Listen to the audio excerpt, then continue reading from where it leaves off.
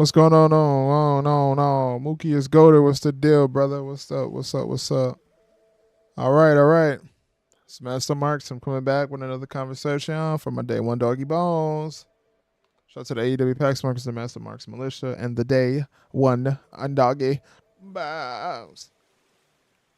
Uh, Vex Vino, what up? What's going on? Today's video is simply titled Monday Night Raw Watch Party. Are we excited for Monday Night Raw? I'm not. This shit gonna be garbage.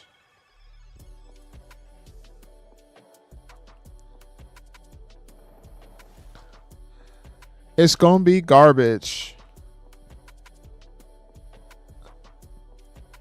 And also, now hopefully it's just a storyline, but I guess Drew McIntyre is hurt. So there goes the fun in that. I mean, they got so many people. K Breezy, what's going on? Appreciate you.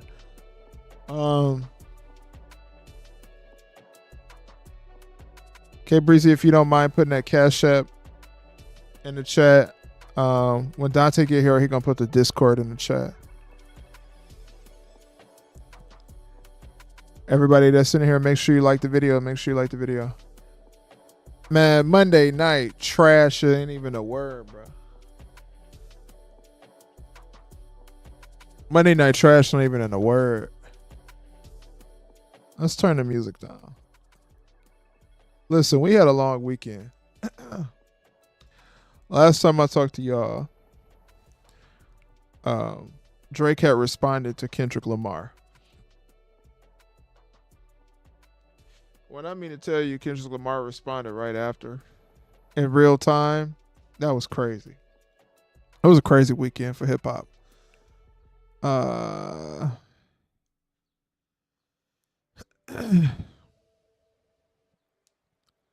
Yeah, that's because they ain't got no interesting TV to watch. Honestly, they're not producing an interesting show. Now watch this show. This is the beginning. We gonna watch a show that has no direction at all. Watch. Just watch.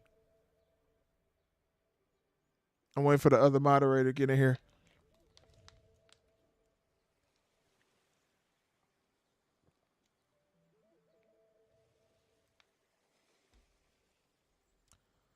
But yeah, y'all can hear me good, right? Can y'all hear me good? Okay, Breezy, can you hear me? Oh my God. Oh, I feel like I got a little bug or whatever, but just let me know if you can hear me good. All right, the show is starting. So let's watch. Let's see what we're going to get tonight. Excuse me. All right, bet. Appreciate you. Thank you for letting me know. Man, it's been a crazy weekend. So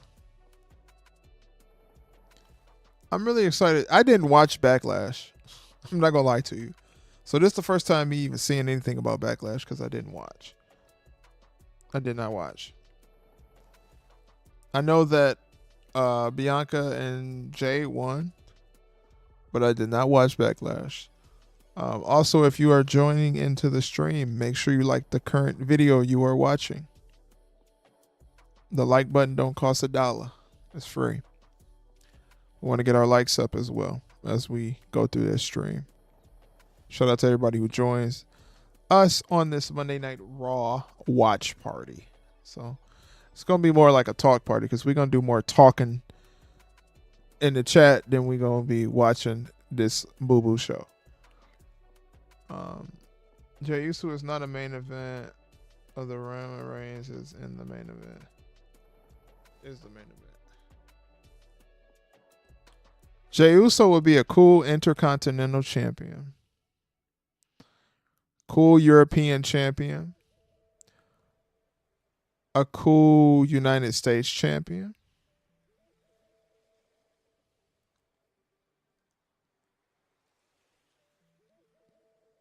Yeah, I mean, Jay is really much, he's pretty over, but I think the whole main event Uso thing is a name that he has. Even though I cannot deny you, he is over. He's very much so over.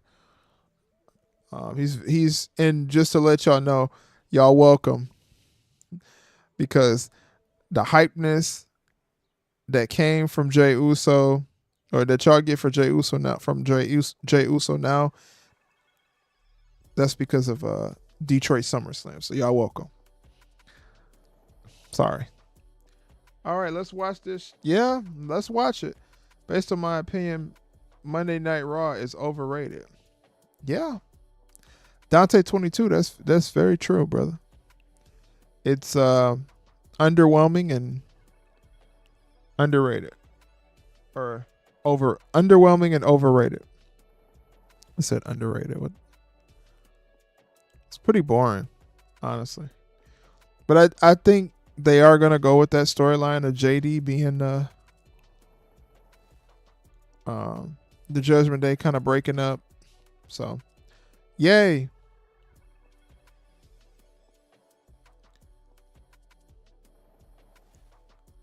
Yeah, but I guess the storyline that they're gonna try to push for is what is this? Who is this? Oh, he's starting in a dark room. Oh God, Lord have mercy, Jesus. The Judgment Day. Yeah, Dante Chiron, you good, brother? Welcome to the watch party. Make sure you got you some Hennessy with you, brother.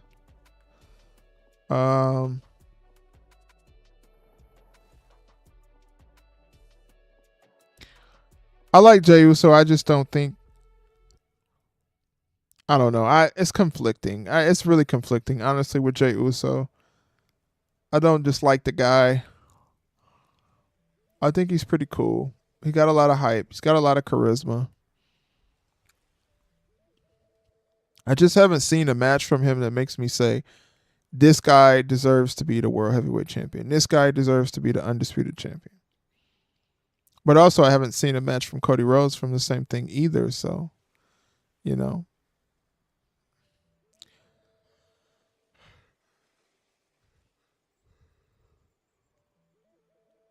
Shayna Baszler. Oh, wow. A match with Shayna Baszler in it. Okay.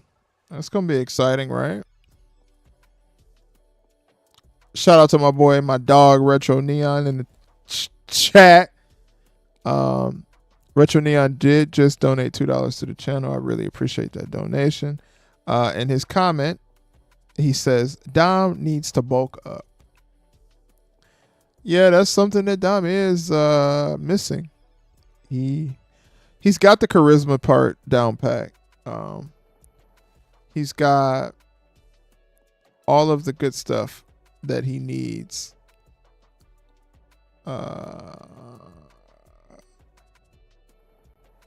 Retro Neon, you are on Discord, right?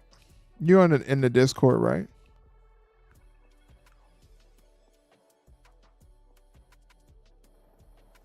I know you in the Discord. All right, so we got the Judgment Days. Damian Priest talking. Damian Priest is boring. I don't get it. I just don't get it. I don't understand the hype.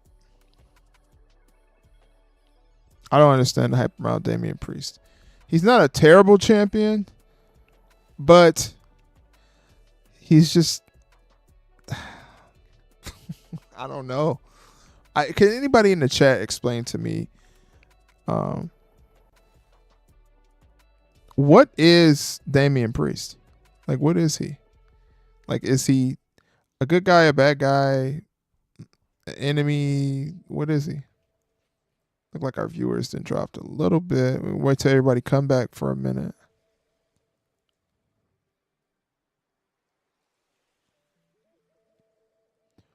What is the purpose of Damian Priest? Is it good guy, bad guy, heel? What is he?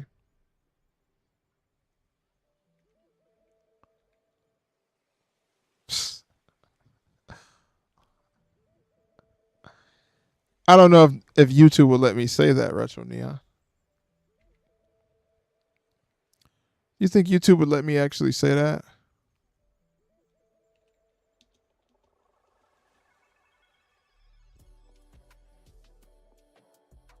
I mean, yeah, he's something.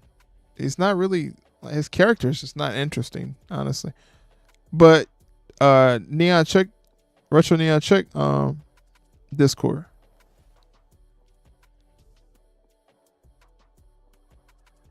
Check Discord. Let me know what you think about that. What is this hug fest going on? When are they gonna turn on him? Because I mean, at this point, we know it's coming. They're going to turn on him. Just turn on him already. The dude is a clown. Like he's not even. He's just not even an interesting.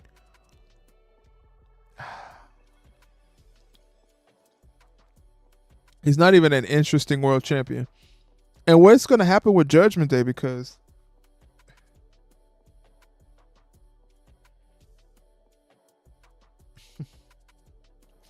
heels and faces don't exist no more. K Breezy, we know that they don't exist no more.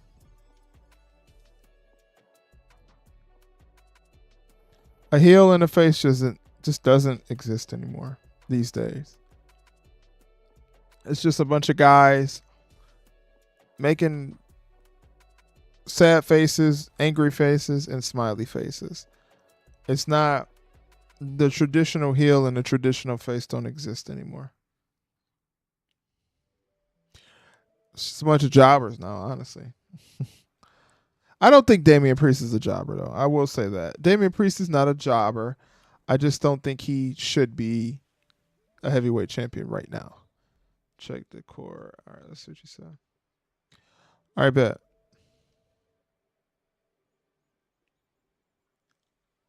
Uh,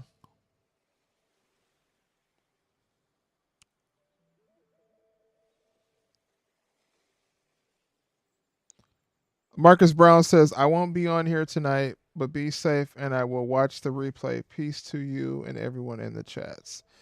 All right, Marcus Brown, and enjoy the NBA playoffs. Enjoy the replay as well.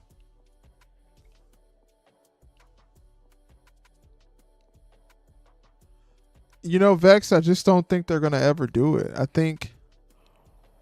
Um I think they've gotten to the point where they're content with what they have now.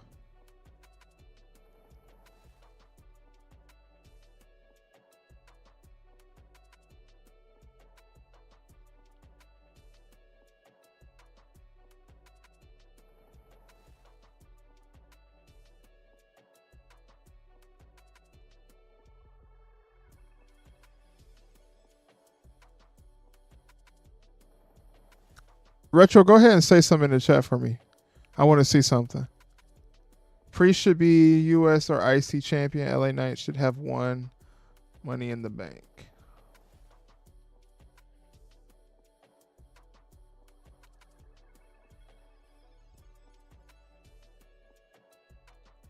Yeah, facts.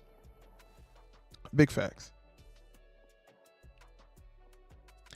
I don't know, man. He was a terrible Mr. Money in the Bank, and honestly, I feel like.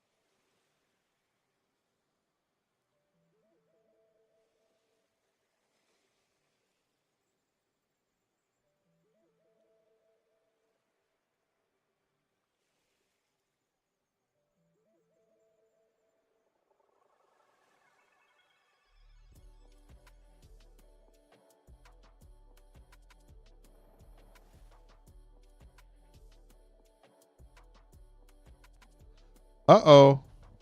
Sorry about that, y'all.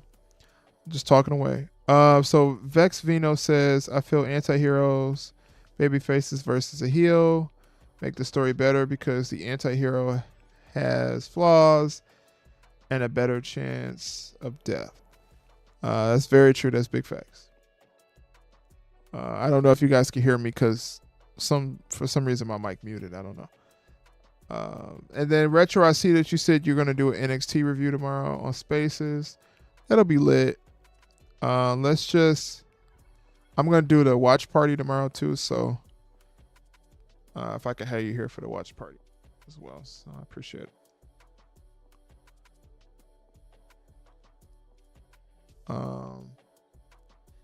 And then also I got some more other stuff that I gotta wait until Rock comes back. Man, that's been the only interesting thing that was on WWE Raw was The Rock. Everything else is just boring. Like, the most that I gain from Raw is commercials. Just watching commercials. That's what we do, man. This is what the Monday Night Raw watch party is. Just commercials. That's all. That's all it is.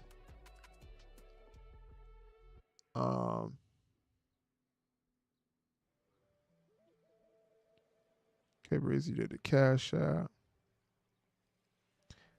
And then what else we need to do? And then like I've been telling y'all before, we do have a Discord.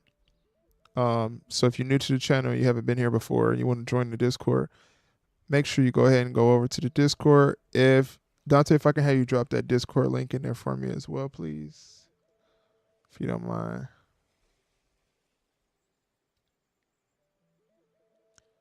I appreciate it, brother. And then got one more little piece of business. Yeah, if I say hello to your first new round. I just seen something on there. WWE be acting kind of corny sometimes, bro. I don't know. Oh, you got the Patreon. My bad. Who got the Discord link? K Breezy, do you? Okay, so K Breezy, don't post it just yet. Yeah, you ain't gotta post it just yet. Hold on. I completely forgot, Dante. I completely forgot I gave you the Patreon.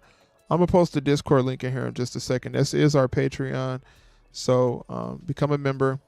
Of course, you know YouTube doesn't allow me to say specific things on this platform, so I do have a Patreon now, so I'm able to say exactly how I feel, when I feel, where I feel, without any limitations.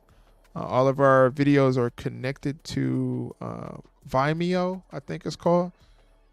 It's kind of like the ghetto YouTube. It's for like the hood people of YouTube. So the original Master Mark's content that I usually drop that has a little bit of profanity and it's speaking that truth stuff, that is over there on Patreon. So you get a feel of that other Master Mark stuff over there. So just go over there and join the Patreon. To join, to be a basic member, is very cheap. It ain't gonna tap your pockets like that. And then also just to let you know, YouTube doesn't pay me like they're supposed to, and we work real hard to keep this channel booming and moving, and hopefully continue to get it to grow. So go over there and become a member on Patreon. The link is in the chat as well. It's real cheap. All of the match is going to be 15 to 30 minutes. Yeah.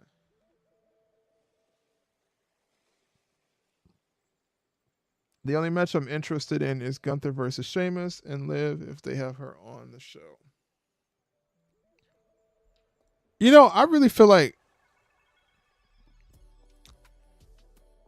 I don't feel like they have a direction of what they want to do with Liv. And then the end of the King of the Ring tournament, who is going to be is it going to be, where are they finishing this at? Are they going to do it at the Clash at the Castle, or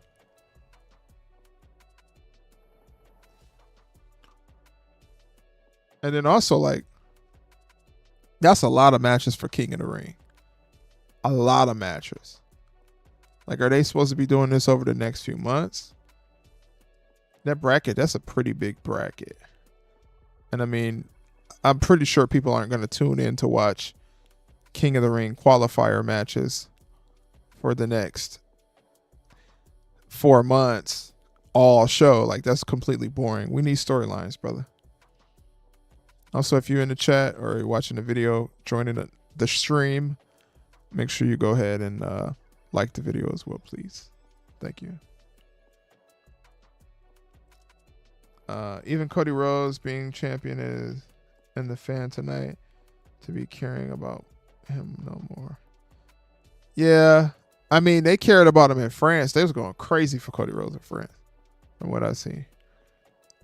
They honestly don't.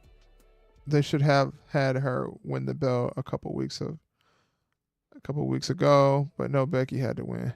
Yeah, and Becky's not even there right now. She's on a book tour. Tedward says, I am already not interested. Brother, I was not interested when I made the cover. Shout out to Booker T though. Shout out to King Booker. But yeah, I'm on the same thing as you. I'm not interested as well. But this is the watch party, so we get to have our chit chat and our conversation and talk or whatever.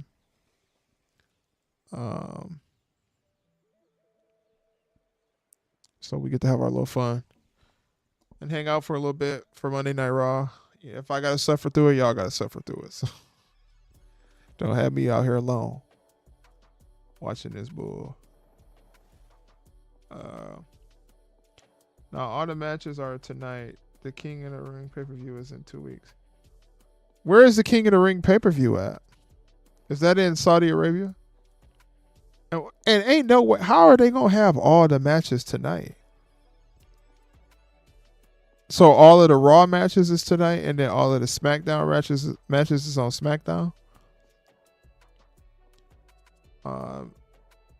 May I look like Book? I've been liking Booker T. Man, I like Book. I've been liking Booker T since I was little kid. Booker T is fire, bro. One of the most. He's got it all, man. And you know what's crazy? Some of the funny. Oh, it's in Saudi. Okay, cool. One of the funniest thing about Booker T is Booker T doing his announcing as what was it, Black Rain? What was his name? Black Rain? On TNA, what was Booker T's announced name? Hold on. Oh my God, that is loud. 1 second, y'all. Let me check real quick.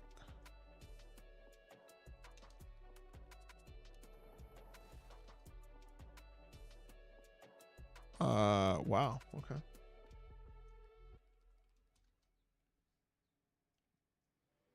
Oh, Black Snow. Sorry about that. Yeah, that's Black Snow. I said Black Rain. I'm thinking about when Dustin Rhodes was over there. Black Snow. Yeah, that was pretty crazy. They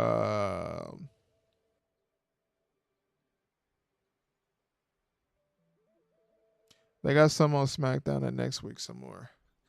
We got a long 2 weeks ahead of us, brother. I ain't gonna lie to you. Make sure y'all like the video as y'all come into the stream. I'm gonna turn the music back on because it get too quiet in here, man. Gotta get the music back popping. And to the person who was in the comment section that said that they would like to stream without the music, I'm sorry. I apologize. But sometimes in life, things have to change. And you have to add new things to production and new things to the art form. So we're going to add a little bit of music to the stream. It ain't going to hurt nobody. Just vibe out, brother. Go get you some banana backwoods, some Hennessy, a twisted tea, and mind your business. Enjoy the music. Mind your business. I do hope they do Liv versus Becky at King of the Ring and Liv wins. If Becky even gonna be there.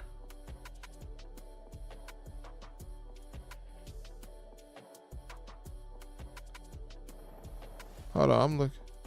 Humble 85, how you doing? Good evening. Good evening, good evening, good evening. Let me see some real quick. Let's see. Now, when the reporters report stuff, I do check it out. Let's see what they be yawking about. Let me see. Was told reason for some of the King of the Ring matches being pulled is due to a lot of the matches were set. Realized they didn't want to push it with timing and let the matches breathe. Or they could realize that most people don't care about most of these matches, if I'm being honest with you. I'm not interested in really seeing Finn Balor versus Jey Uso. I don't mind it, but it's not like something I'm ranting and raving about, you know. I won't pay no money to see it, but hold on one second. I gotta check something. I don't know why the stream current bit rate. I don't know why I'd be doing that. Anyways. Yeah, so Rich, are you still in the chat? Because I gotta get something to you. I gotta get something to you, brother. I'm actually about to send it right now. So be ready to check your Discord.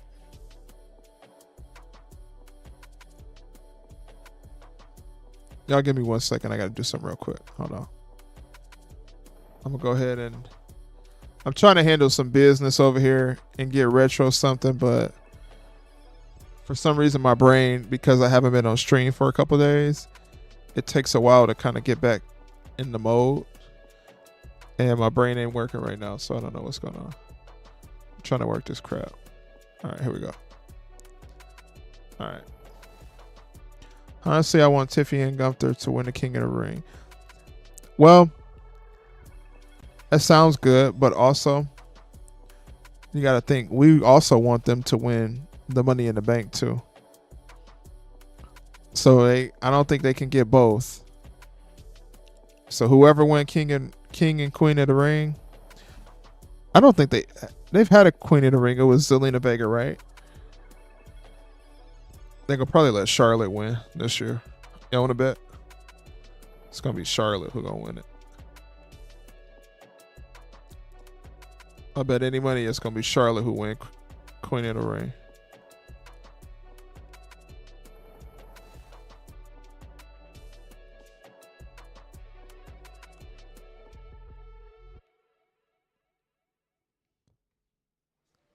And then after stream, K Breezy, I'm gonna message you some stuff too as well, cause I want to let you know something. All right, let's get on back to the match. Let's see, we got Jey Uso and Finn Balor. Looks like a pretty decent bout that none of us are interested in. I'm pretty sure,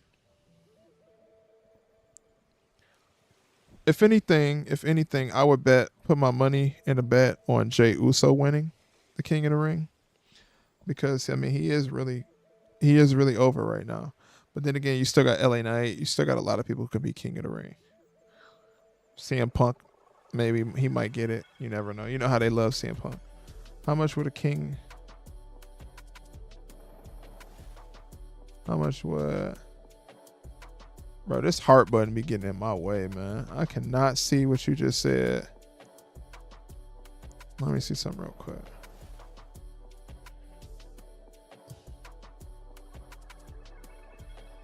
Oh my God.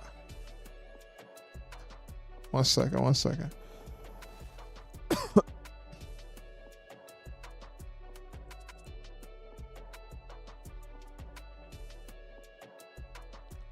All right.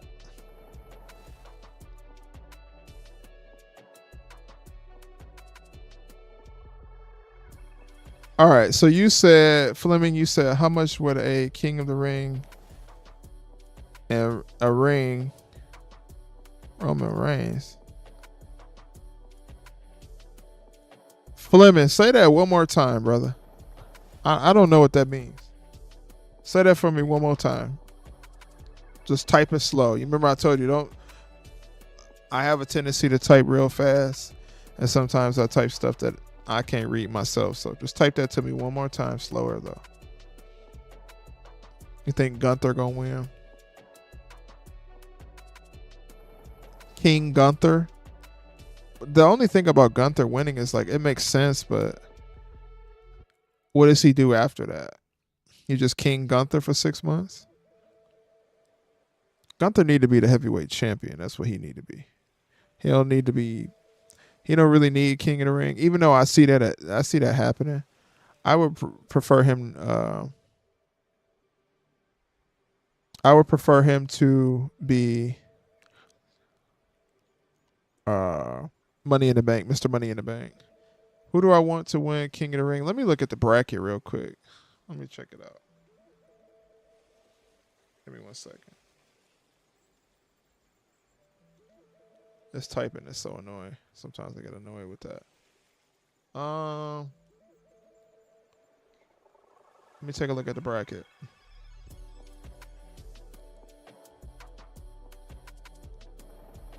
They didn't even show me the bracket. Okay. All right, so we got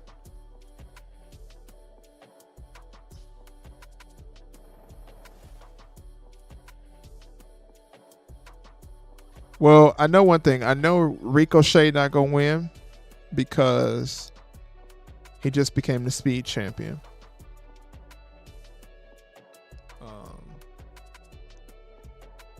Ilya Dragunov versus Ricochet. Let me see. I don't know. I mean, I guess at this point, because Jey Uso is so over, I think they should give King of the Ring to Jey Uso. And then I think the Queen of the Ring should be Asuka. That's what I'm going with. I'm going with Jey Uso and Asuka. So go ahead and get on FanDuel and put that in as your parlay. Even though I don't, I'm not a fan of Becky or Zoe either. But I mean, let me see what the chat say. I wish Roman Reigns would have been in the King of the Ring. Unfortunately, yeah. Yeah, Nia. Either Nia, I would say either Nia or Asuka would be fine. Oh, look who it is. Boring Becky Lynch, our favorite.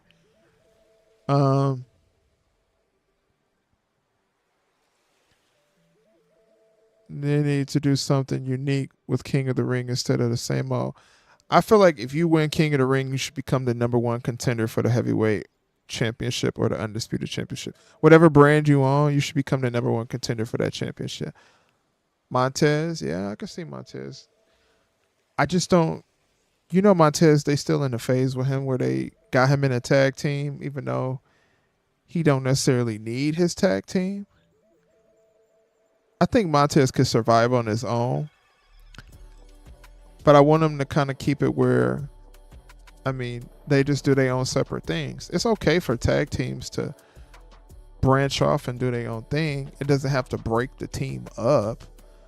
They just need to do their own thing. I'm curious to see what they will do with Montez in the future, though. Let's see what Vex Venus said.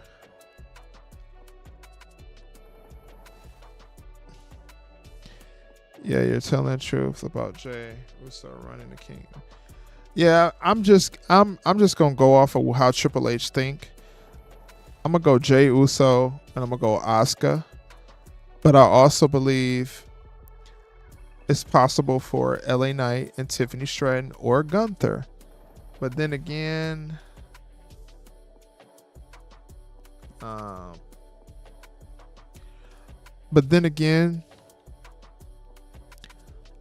I wouldn't mind Charlotte maybe winning Queen of the Ring.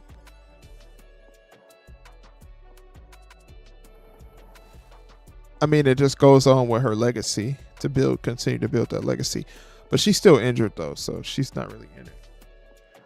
I don't want Tiffany to win Queen of the Ring, because if she does, it's gonna take her out of contention for Miss Money in the Bank, and we need the pink Tiffy time Miss Money in the Bank briefcase. We need that. We need that for sure. That's part of her aesthetic. She gotta have that because then she gonna cash in. She gonna cash in on probably whoever the champion is. Uh, is Triple H a good booker on matches on the show? All right, you know what, Dante22, you bring up a great point. Let's ask everybody in the chat. I'm gonna put up a poll, okay? Um, and I want y'all to answer it honestly. Now, 1 second.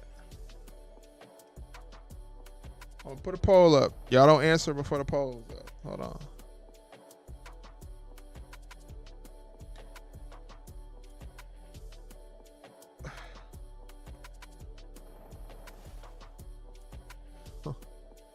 All right, y'all go ahead and answer the poll.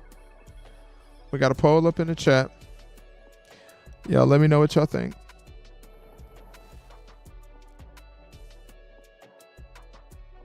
Einstein at the I don't like Becky Lynch.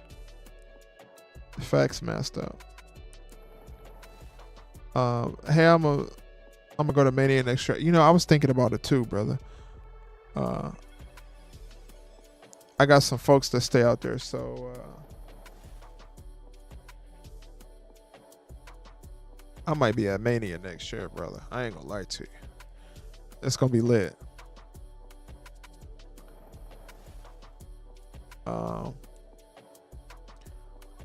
I think Chelsea would be a good queen of the ring. That too, yeah. But I also want Chelsea to stay on NXT and go over there and fight for the NXT Women's Championship to get a little bit of heat on her name, build her up so she can be on the main roster, get her maybe 1 or 2 championships, do like Carmella. Hear me out. We're supposed to be in a new era, but Triple H keeps pushing lame wrestlers because we're not in a new era. We're in the same era we've been in. They just call it a new era because they got a new undisputed champion. That's the truth about that. Seth Rollins is injured. Yeah, he's out of the contention for it. My dog Vigilante Williamson says he's mid, really? I hear that. And then Dante Geron says that's a tricky question. So how I'll state the question is, and I'll just kind of reiterate it, right?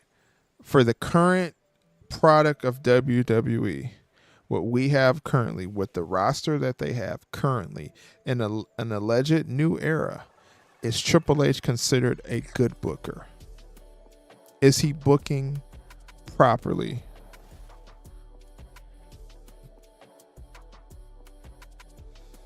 And I'm telling you, man, Mania Las Vegas, that might be a little lit. I ain't gonna lie to you. I might have to pull up. They need to let Mania come back to the city, though. Who is that? Oh, I see him. Skunk. Mania next year gonna be crazy. They're gonna have Playboy Cardi there, Travis Scott there. Psh, it's gonna be lit, bro.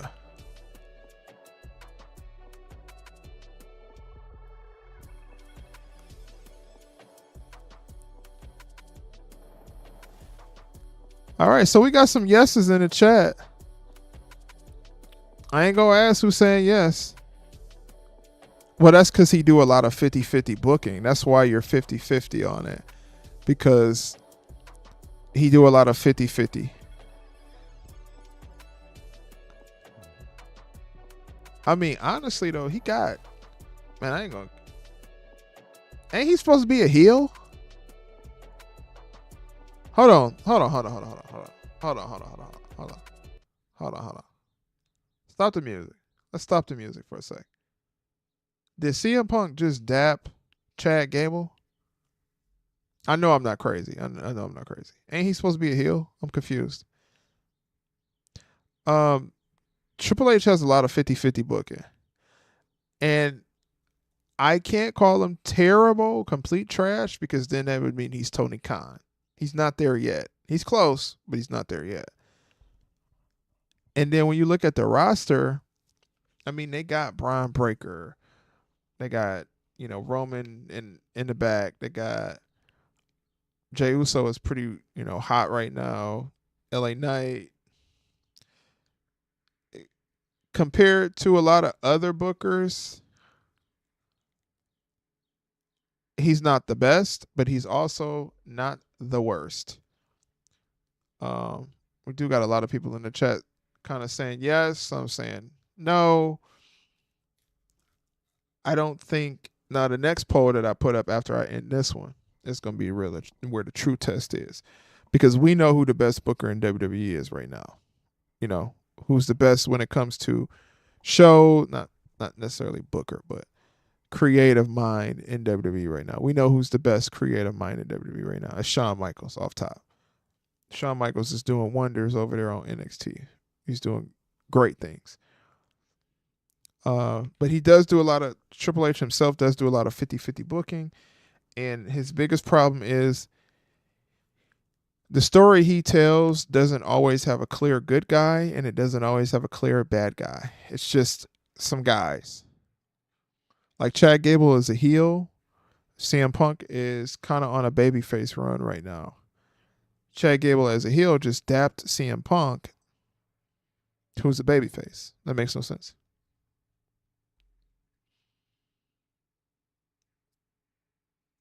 Yeah, I do think Shawn Michaels is up there. Um, WWE should have shorter matches because the roster is stacked. The shorter matches are more you can showcase while telling stories. Nah, they don't want to do that because they still competing with AEW.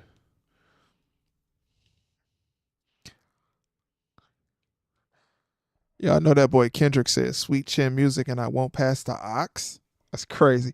I was so lit off this man. I was so lit this weekend. I ain't gonna lie to y'all, man. Not lit as in like off some, but man, the music that we was getting this weekend had me lit. Especially him talking about sweet chin music. As soon as somebody say a wrestler thing, I'm going crazy. So I mean, Triple H, he got a lot of 50-50 booking. He's not the best, he's not the worst, but he's also not Tony Khan. I think that's the lowest that you can get is to Tony Khan's level.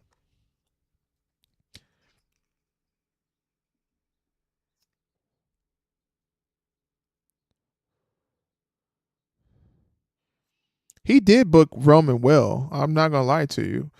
But I think 50% of that booking of Roman was all on Vince. And then the other portion of it was on Triple H. He had no choice really to continue that story with Roman, which they honestly they could have continued it. Cody Rhodes could have won at SummerSlam. Yeah,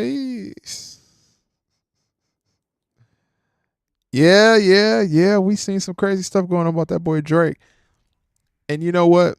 As much as the industry might talk about certain things being fake and certain things being false, we are talking about Hollyweird right now. So y'all know how it goes over there on that side on Hollywood. So some people be on the woke side, some people be on the I speak my mind side, some people be on the weirdo side. And Drake didn't make it easier on himself yesterday when he was bringing out Millie Bobby Brown and that dude Epstein. He didn't make it easier on himself at all, honestly. If I'm being honest. Um,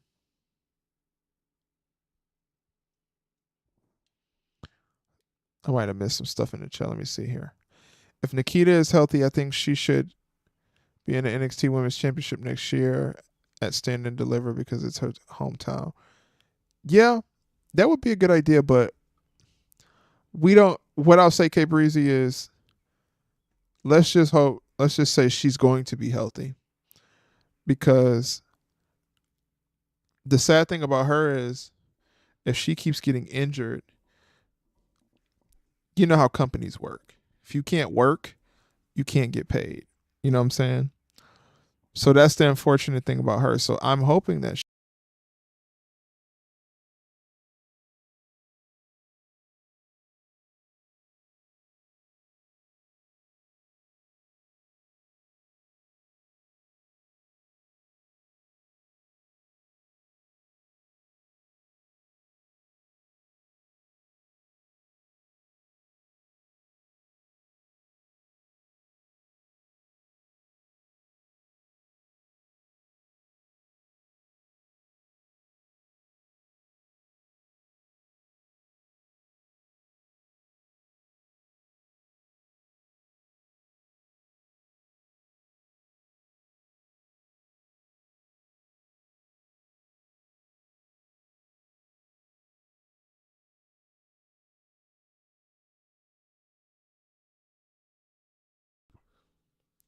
Yeah, sorry about that.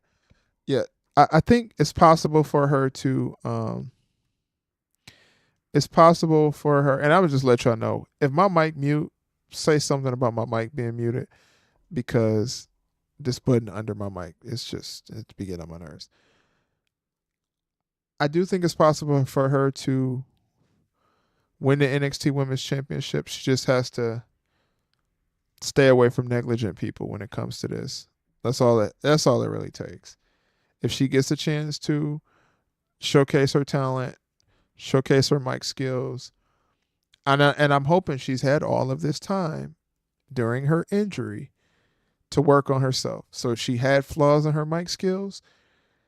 She's had over 6 months to spend getting ready. The injuries that she has, she should be spending those injuries working on her charisma, working on her mic skills. I know she has a little bit of it. She's not the greatest mic talker, but no one is these days, right? Not everybody is just a natural mic talker, just like that. She still has room to grow. So hopefully, in her injury time, she has been taking time um, working on her promos and her promo skills. Oh my god, I'm tired. I've been at work all day, y'all. Working on her promo and her promo skills. That way, when she comes back, she can just display all her talents, show the world what she has, show the wrestling moves. Oh my god. Hold on, hold on, hold on, hold on, hold on, hold on, hold on, hold on, hold on, hold on, hold on. Hold on, hold on, hold on, hold on, hold on. Erica. We have been asking about you for over a week and a half.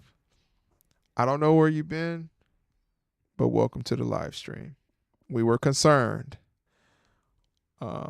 Erica, we got a Discord. Join the Discord. Um, K Breezy, post that Discord for me one more time. We got a Discord. So go over there and join the Discord because we was kind of concerned about you. We ain't seen you like it has to have been about 2 weeks. Hopefully you're doing all right.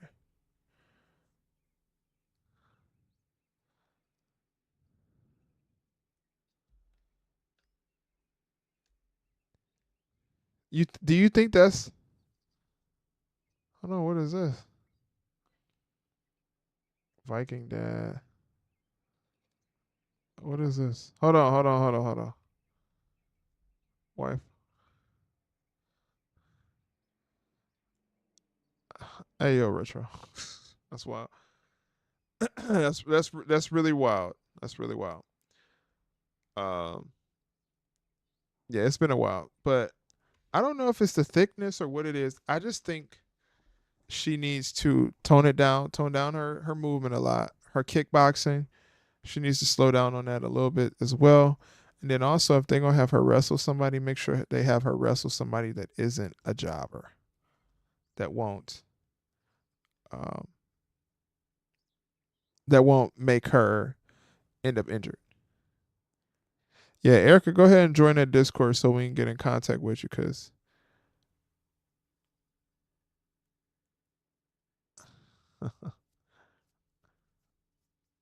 P Serious, shout out to P Serious. People time of Roman Reigns short and rash up because he's old.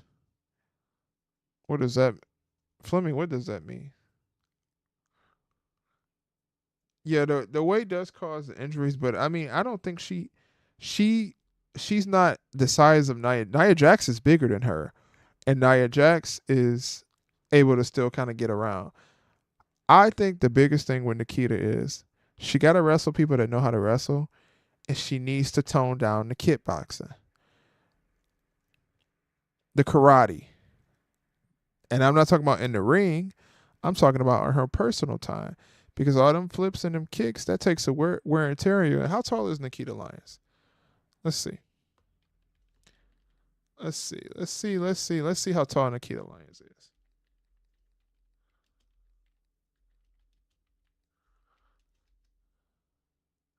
Good Lord. Good Lord, woman. So she's 5'8". She's almost 6 foot, right?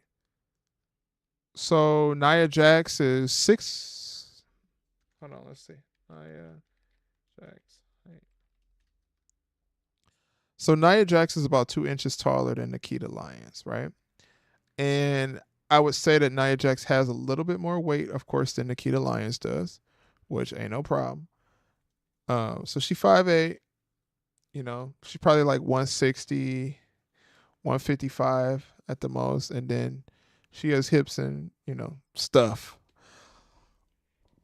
A whole lot of stuff.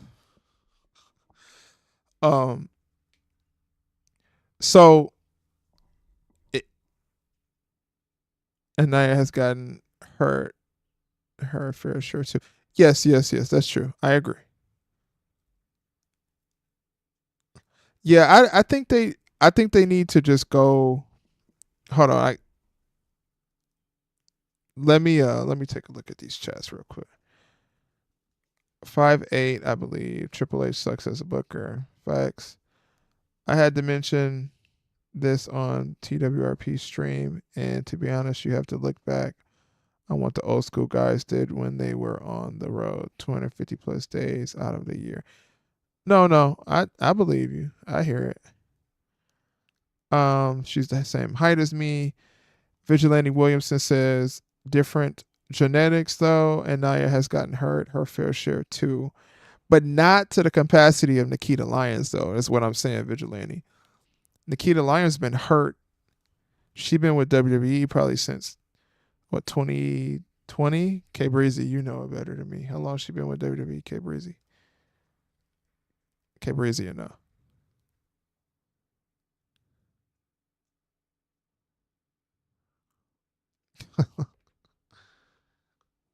I'm sick.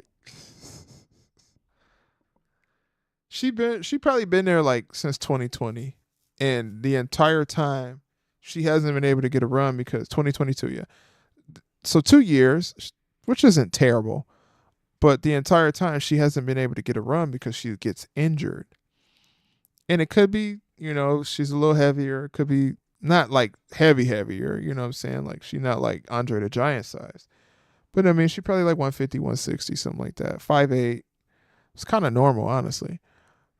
Um, she just needs to tone it down a little bit, and maybe even her finisher move. If she knows she got a bad knee, she probably shouldn't be doing that move as well. She just needs to tweak her in ring style and kind of like cater to what she's able to do, because if she keeps doing it and she just don't have the knee capacity for it, it's going to keep happening, and then we'll never get to see what she's doing. And I know when she was in WoW, right?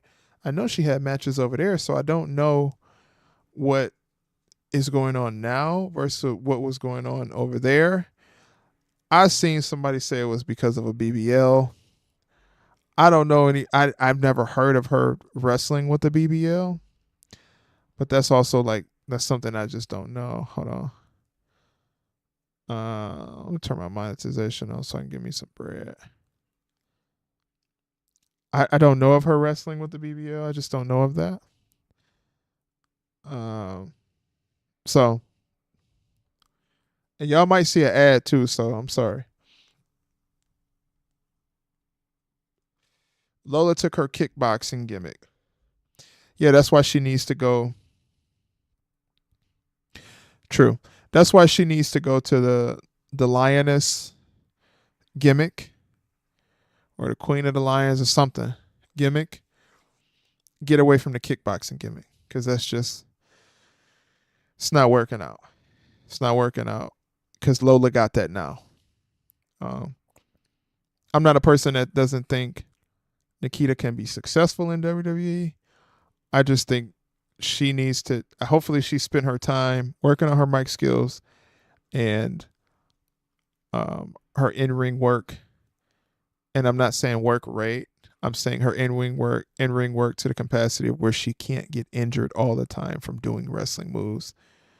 Um, but I mean, she has a bright future, but she just has to.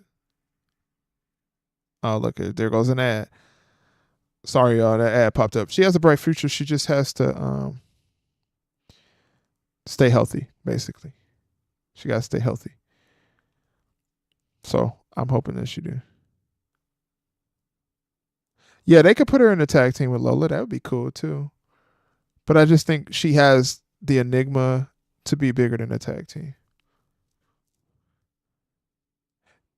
Vigilante said exactly how I feel. Nick, and then like let me go to Humble 85's comment. Nikita and Cora are becoming injury prone. It's getting to that point, especially on the Cora side, and kind of on the Nikita side as well too. Hopefully they can stay healthy when they come back, but they just gotta, like I said, tone it down. Not everybody is built to be doing certain things that they're doing. Retro Neon says they need to build muscle density in their bodies. They need to do some more body weight exercises, calisthenics. Yeah, because I mean, a torn ACL every 6 months. After a while, your body's just gonna be worn down. Yes, yeah, and I mean, that's why they had valets and things like that back in the day, because they were just eye candy. You know, you're not gonna have a Shayna Baszler be eye candy. You know what I'm saying? She's a brute wrestler, a beat you up wrestler, MMA wrestler gimmick. You're not gonna see that. And then Vigilante Williamson, let me get to your comment. I think the boxing outside of the ring probably don't help. Trust me, I like the thickness. The average girl isn't a pro wrestler. The average girl isn't a pro wrestler. Yeah, the kickboxing, man. I'm telling y'all, it's 100% that she's spending. It's a possibility she could be spending too much time kickboxing and not enough time building up the muscles in her knees and building up her leg strength. And her kickboxing, kicking that bag, is just wear and tear on that leg. It's another reason to work rate worship isn't good in general. Everyone isn't built to do all the crazy moves. Exactly. Not everybody is a luchador. But for some reason, people think that everybody should be a luchador. Yeah, so Rick has been holding it down since injury. Yeah, I'm hoping that she can continue to stay healthy as well because she has a promising future. A lot of those girls have promising futures, but if they can't stay healthy, they're gonna be stuck in NXT. I think probably isn't that the reason why who is that who's been no, Gigi Dolan ain't been injured. She just been stuck. She been stuck in NXT purgatory. She done seen a lot of girls go from main roster or go from NXT to main roster. I just think they don't really have a clue what they want to do with Gigi Dolan either.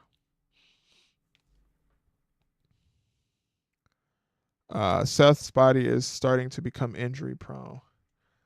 Yeah, but also Seth, you got to look at it. Seth is doing stuff that's high capacity stuff that you don't necessarily have to do to get the party moving, but they're doing it.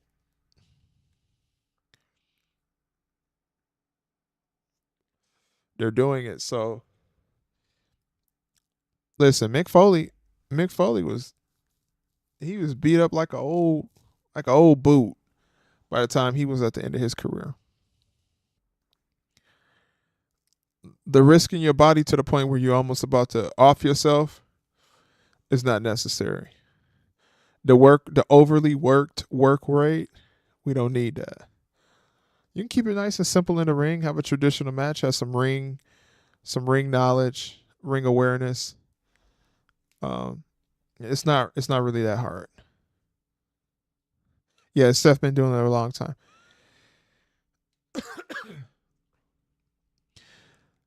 I'm peed off that Mandy Rose got fired at WWE back in December 2022. Yeah, but at that point in time, WWE they have their way of business that they choose to go by. So, and I think Mandy, I don't necessarily feel like Mandy really got fired.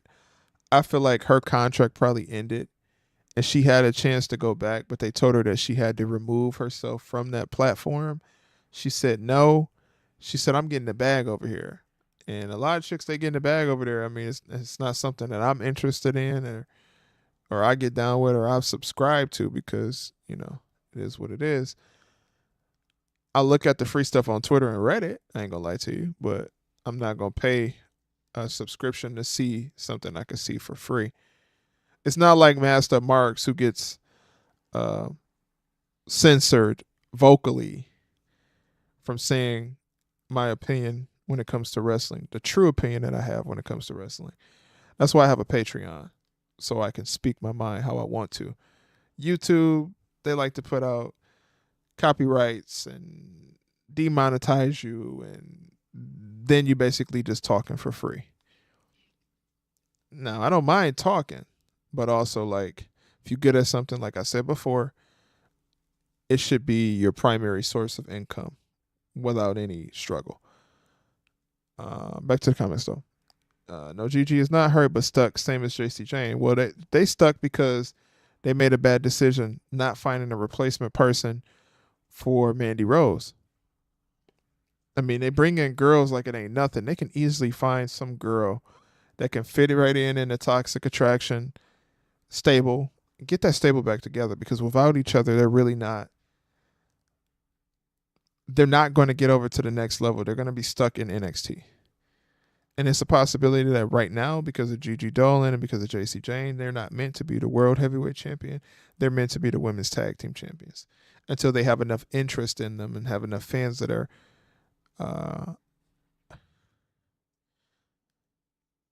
they have enough fans that are wanting them to get a higher platform. Like, I wouldn't say that I wanted Jey Uso to become the World Heavyweight Champion, but he's so over. He's more over as a babyface than Damian Priest is over as a heel. Damian Priest is not even a convincing heel right now. Nobody is convinced that Damian Priest is a heel. They don't know what he is. They're not even really interested in him. Great, he's Puerto Rican. Boricua forever. Shout out to my Boricuas in the chat. All my Puerto Rican folks in the chat. Black Puerto Ricans. Shout out to all y'all in the chat. But let me tell you something. Damian Priest ain't doing diddly squat with the WWE World Heavyweight Champion. He only been a champion for a little bit of time. But even in that short amount of time, nobody cares. That's just like they boy over there in AEW. They boy who they still talking about they. Listen, I'm a pause on the chat real quick. I watched the interview with Swerve Strickland and Dean Ambrose's wife today. He's the World Heavyweight Champion. When you the World Heavyweight Champion, you up there. You up there. You in the spot that you need to be in. You've earned what you've earned, and now you're the champion of the company. Fake wrestling, right? There is no reason why you still walking around with a chip on your shoulder like you're not the champion. You walk around with arrogance. If you're going to be a heel, you be arrogant. If you're going to be a babyface, you be humble. You don't have to have a chip on your shoulder when you already got the chip. That's stupid. It's another reason why, as much as I like Swerve Strickland, as much as I think he's a, cool dude, got swag, got charisma, him talking, I'm just not feeling it. I'm just not feeling him talking. That's his development problem. That was his problem in WWE. It's not that he don't have a look. It's not that he don't have charisma. He cannot talk and make it interesting. When he talks, I'm not interested in what he's talking about. It's like Damian Priest. Damian Priest got the look. He got the size, pause, no puffy, no drizzy. He got every single thing that he needs, but he cannot talk on the mic. If you can't talk on the mic, no one's going to be interested in anything you got going on, because you can't cut a promo and you cannot tell a story. Can't tell a story, you can't cut a promo. Why am I watching this television show? I'm interested in the wrestling, but guess what? I didn't become a fan of wrestling just off of people pop locking and dancing, and Rikishi doing the pop locking in the ring. Or not. No. Let me take that back. I didn't become a fan because of Rikishi doing moves like the stink face. I became a fan of the charisma of Rikishi, the character of Rikishi. Now, Rikishi can't talk on the mic. We know that. But of course, Rikishi is where he's supposed to be at when he was in the business. The characters of people, the ability to be a presence. Damian Priest don't even have a presence. Swerve Strickland don't have a presence. They got charisma. They seem like they can be tough dudes. They seem like some dudes that, yeah, okay, I can get into this guy. But then when they pick up the mic, you're like, brother, you still don't know how to talk on the mic yet? It's just not interesting. That's Tony Khan's world heavyweight champion, but he needs to be interesting. You got to be able to talk on that mic. If you're going to display yourself as the heavyweight champion, and you got to be able to talk on the mic. If not, you need to be Intercontinental Champion, United States Champion, something like that. So I'm going to get back to the comments. Humble85 says exactly. Dante Geron said, did he say anything about the drama with Cornette, Gorilla Drawing? No, he didn't. My opinion on that is a little different than everybody else's, and I don't knock other people's opinion because people take things differently, personally, and they have the right to do that. They have the right to do that. He didn't say anything about it though. Swerve better thank Prince Nana in that dance because the only reason he blew up. Yeah. WWE is having a slow-paced Logan pure wrestling, long pure wrestling matches nowadays, and it has to stop. It's WWE AEW. That's what it is. They've converted into each other. Obertrick, Melly can cut promos. Exactly. Mello can cut. I said Melly. Mello can cut promos. Exactly. Trick, Oba, and Mello, they can cut promos. Now, I will say on the part of Mello, he can cut a promo. I'm just curious on if he can keep people interested long enough on the main roster. I can see it in NXT, yeah, sure. I can see it, yeah, sure. In NXT, a lot of people can keep you interested. But I want to see if he can keep it interesting on the main roster. And then Humble85 says HBK just didn't see Swerve as a top guy in NXT. You know what? The class that Swerve came from, he come from what class was he in? He was in the Karrion Kross.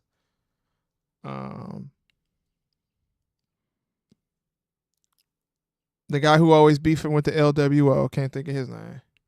He came from that class, didn't he? That's why I don't get hype with Cody. Like, he's not a good promo. He doesn't have charisma. He's decent at best in the ring. So what's the big deal? The big deal is the story of him. This famous story that had never been completed because in every single time that Cody Rhodes has been in front of a live stage, wrestling in a match where it matters, it's always a story about somebody wanting him to win this championship because they had it before or they never had it. Or Santos Escobar. Thank you, Retro Neo. That's the thing with Cody Rhodes. Like, and you take that away from him. Like, him and AJ, they had a decent match, but it's AJ Styles. Of course you're going to have a decent match. There is no other pro in wrestling currently right now, besides Randy Orton, I'll say, that you can put in that predicament and they can give you a match that will keep a crowd like France or a French crowd as interested as they were. Now, granted, I get his theme song is something that they sing, but they used to sing Chris Jericho's theme song.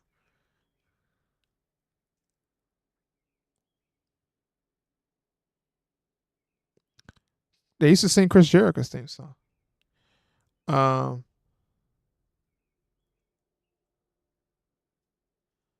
Dakota Wrestling and Oscar spot. Valkyria winning that match. Here come another guy right here. This guy right here. Ricochet, right? Athlete. Pure athlete. Looks cool. Not the smallest guy, not the shortest guy, not the tallest guy. But he can get by. You know what holds Ricochet back? When he talks, nobody cares. I don't care. I'm not interested in anything Ricochet got to say. His flips are cool. His cruiserweight stuff is really cool. It's impressive that people can do flips like that and are that athletic and they have gymnast skills. But as far as you selling me a character, what are we doing here? Let me get back to the comments. Retro Neon says, "Bro, TNA is a better show than Raw." At this point, all episodes of King of the Hill are better than watching Monday Night Raw. If you want me to be honest with you, I'd watch Bear in the Big Blue House before I honestly watch Raw. If I wasn't in this chat with y'all and it wasn't a watch party with y'all, I wouldn't be interested in Raw. I just go watch Bear in the Bear in the Big Blue House instead of this. All right, hold on. Let me see something real quick.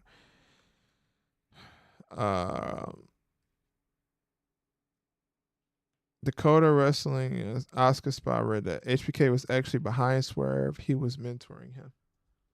I don't know the specifics of the situation with Swerve and HBK, but what I will say is, I think right now, Swerve would have been very successful in WWE. And the time that they would have spent on Swerve getting out there, getting him more mic time, because if we being honest, mic skills don't just come from you being able to talk to yourself. It comes from you constantly going out there, talking, growing, feeling comfortable, letting those nerves go. Look at Dominic Mysterio. When Dominic Mysterio was before Judgment Day, where he was put on display as, with his daddy, he depended a lot on his daddy. And that's just facts. But when Dom got free and he got to do his own thing, we started to see him talk more. We started to see him be able to put that mic to his face and be able to cut a promo. And like I said, and Masked Up Marks knows the difference between heels and baby faces. Not everybody is supposed to be a baby face. Some guys have a natural arrogance about them that just purely makes you not like them. Now, that could be because that person is jealous of them. They want to be like them. They want to be them, whatever the case may be. Not everybody has the ability to become a babyface. If you made a list right now, I could sit there and tell you every single guy who's a babyface and who's not a babyface. Sami Zayn, babyface. Kevin Owens, heel. Randy Orton, heel. Cody Rhodes, heel. Roman Reigns, heel. Dom Mysterio, heel. Rey Mysterio, babyface. Ricochet, babyface, but no one really cares about his mic skills. He needs to get that better. Gunther, heel. Brian Breaker. Now, Brian Breaker has the ability. He could pull off both. You get some guys like that. They can be a babyface for a little bit, and they can be a heel for a little bit, which is a plus because you want to be able to have a guy be able to turn at some point in time. John Cena, straight up babyface. It would be cool to see John Cena as the heel, but I don't need to see him as the heel because John Cena is a babyface. Triple H, when he was wrestling, heel. Shawn Michaels, heel. The Undertaker, listen. The Undertaker as Big Evil, straight nasty, heel. A lot of guys don't need to be babyfaces because it just don't work for them. You can't convince me that I should cheer for you. I honestly think another guy that can do both is Jey Uso. He can pull off babyface and he can pull off heel, but Jey Uso can't stay in character sometimes.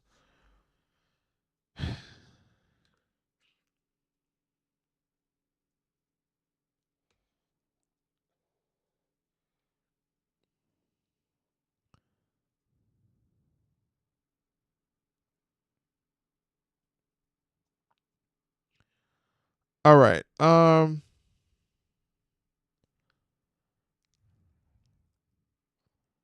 Well, what I'll tell you right now is Carmelo Hayes, he does have more charisma than Ricochet. Um he just he's still not 100% comfortable on that mic, and I think a lot of that too is because while they were pushing Carmelo Hayes, a lot of the talking was being done by Trick Williams. And what happens with that is when you got a guy like Trick Williams who has natural charisma, natural mic skills, because sometimes it's just born. You're born with it. Sometimes you're not. Sometimes you learn it. When you got a guy like Trick Williams talking for you, you never develop the comfortable. You never develop a comfortability to. Okay, sorry. You never are going to be comfortable in regards to talking on the mic because you got somebody there who can always pick up the pieces for you when they fall to the ground. That's why they should have let Carmelo run as a heel a little bit longer over there on SmackDown, or not SmackDown, over there on NXT. He don't have to be in a feud with Trick Williams. That feud is done. But they should have let him run a little bit longer by himself as a heel without somebody to depend on, because he did depend on Trick Williams a lot. So I don't necessarily think he's just like Ricochet, but he can end up like Ricochet if he don't uh, if he don't get that experience. And then somebody did. Oh, sorry, Lorenzo Granger. I'm sorry about that. I missed your comment. Um, Io Dragunov is very boring. I mean, I put him in the same category as Pete Dunne. You know, Pete Dunne guy. The other guy he hang out with, the big strong boys. I don't know. Put him in the same category. Yeah. I'm not really interested in him, but I mean, I check out his matches a little bit. He's just very reckless to me. Fleming says he doesn't care for Ricochet. I feel it. We did see the 2.0 Carmelo Hayes thing. Then it says this guy is boring. Oh, excuse me. This guy is going to be very boring. He doesn't have no character. He doesn't have no personality. I mean, that's 20. That's a big percentage of the people that's there. They don't really have character or charisma. They're just guys sitting in the back or sitting in the ring. K Breezy says it's too late for Cena to turn heel. Yeah, I don't see a reason in Cena turning heel anyways, if we're being honest. Retro Neon, I hope TNA is going towards an entertainment-based route. Then WWE and AEW going to a sport-based route. Yeah, WWE and AEW, they want to be so sport-based, but why? No one cares about that. If they wanted to watch UFC, they watch UFC. People don't watch WWE to see UFC. They might see people that's from UFC who are charismatic to go over there. And I will say, as much as charisma as Ronda Rousey has and a decent in-ring work that she has, Ronda Rousey can't talk on the mic. You was better off putting Paul Heyman with Ronda Rousey than allowing Ronda Rousey to put a mic to her lips, because she just can't talk on the mic. It's just not convincing. She's Ronda Rousey. She's a household name. She used to be in the UFC. But as far as her talking on the mic, I don't want to ever hear it again in my life. I'm sorry. I'm just not a fan of that. I rock with Ronda. She cool or whatever. She do kind of got some stuff going on right now that's tricky. But yeah. Not a fan of her on the mic at all. Triple H is going to bury Braun Breaker. There ain't no way. No. Southeast guy, I'm sorry to say this. Triple H may be a goofy sometimes, but as far as Braun Breaker, he is not going to be buried. Now, we know everybody got to pay their dues. Solo Sikoa, he just did that. He just paid his dues. That's why he lost like 32 matches in a row. We get it. Which is really tricky because he says something about the loser gets off the island, but he's been losing for months. So he should have been off of the island, but it is what it is. Braun Breaker is not going to end up being a jobber or buried. Braun Breaker is their future, man. They got a couple guys around there, but guys like Braun Breaker, Oba, Trick Williams, a lot of those guys are their future. I mean, let's take a look at it too. This is a new era, and you got guys like Austin Theory just doing absolutely nothing. Grayson Waller just doing absolutely nothing. Yeah, they cool as a tag team, but Austin Theory should not still be chasing after the tag team championship or holding the tag team championship. That boy is ready for the next level. He's ready for the next level because he's not scared of the mic. Undertaker's characters. Undertaker characters when he is, it scares me. Fleming, type that again for me, brother. And I'm sorry if I'm reading these comments slow. I just, I get a little long-winded on some of these things.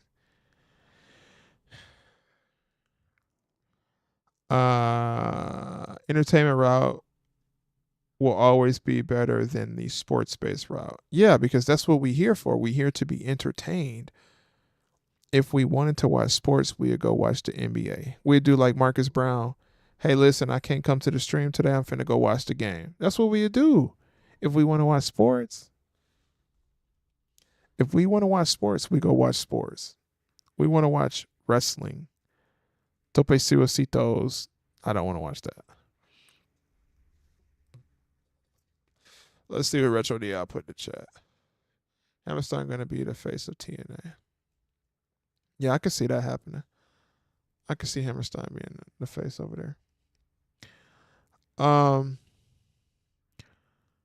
Braun Breaker, he should be in this tournament. Yes, he should. But he's not because he's a rookie. Which also is kind of like being a hypocrite at the same time because this guy, Dragunov, is a rookie too. So I just... Hi, Triple H. How you doing, brother? Yeah, Braun Breaker is... He is their... Listen. You put Braun Breaker with Paul Heyman, you ain't got to worry about Brock Lesnar coming back. Because Braun Breaker got the intensity and the charisma and just straight rawness to be on the next level. To be the main event, if I'm being honest. I'd rather see Braun Breaker be heavyweight champion or undisputed champion, whatever the belt is called today, than Cody Rhodes, if I'm being honest. I always watch the main roster shows more than the NXT shows. Honestly, you need to check out NXT more though, because NXT, listen, this is a pain to watch. It's a pain to watch Monday Night Raw, and this is supposed to be a watch party, and I'm barely even watching. I'm just basically spending all the time talking to y'all, which I don't mind. NXT was straight last week, and it's going to be straight tomorrow. I guarantee you anything. I bet money it's going to be straight. I'm excited to watch NXT with y'all tomorrow. Randy Orton needs to bring his healthcare to back.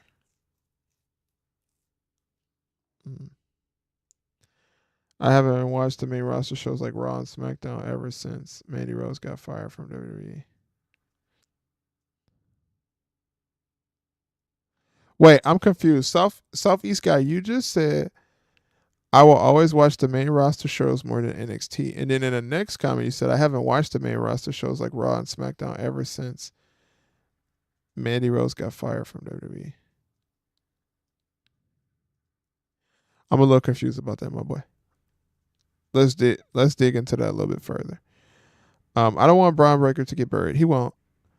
Braun Breaker should be the next face of WWE. He will be. Southeast Guy says, I hate sports. It's okay if you don't like it.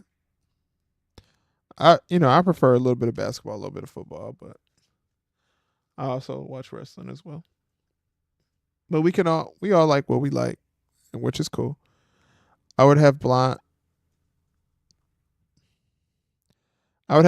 Breaker take the title from Roman. Yeah, that was an easy right there. Because they could have all they had to do was just have Paul Heyman turn on Roman Reigns.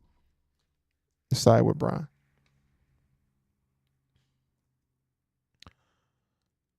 Hammerstone is pretty much Brock Lesnar's craze brother. I can see that. How old is Hammerstone? Retro Neon. At this point, by start watching NXT and TNA until Roman Reigns comes back. I'm guessing that's what you're saying.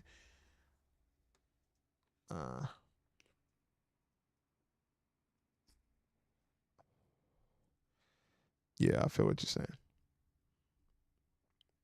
Oh my goodness. Main roster shows are hard to watch. Yeah, they're not interesting. I haven't watched Raw since Becky won the belt.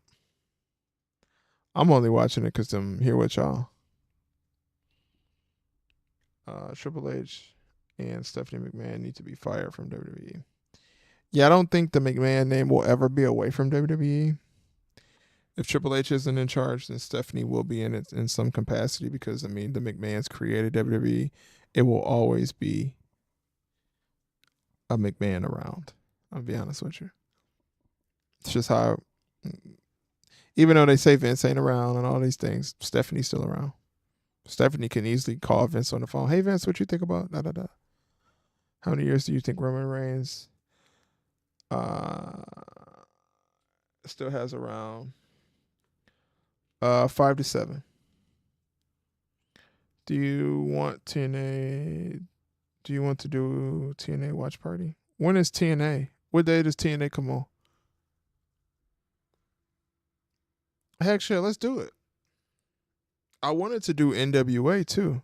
I don't mind doing NWA as well. I'll watch NWA, TNA. I'm not watching AEW.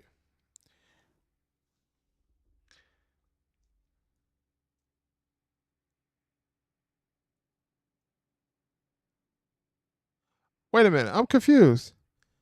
So, Ricochet just won the Speed Championship, but he lost to Dragunov in the first. Yeah, okay. Okay, Triple H. Jeez, dude. Let's do it, man. I'm telling you, bro. All right, hold on one second. Let me I'm gonna turn some music on for just a moment for y'all. I'll get back with y'all in just a moment. I want to do some sharing of the stream as well, so.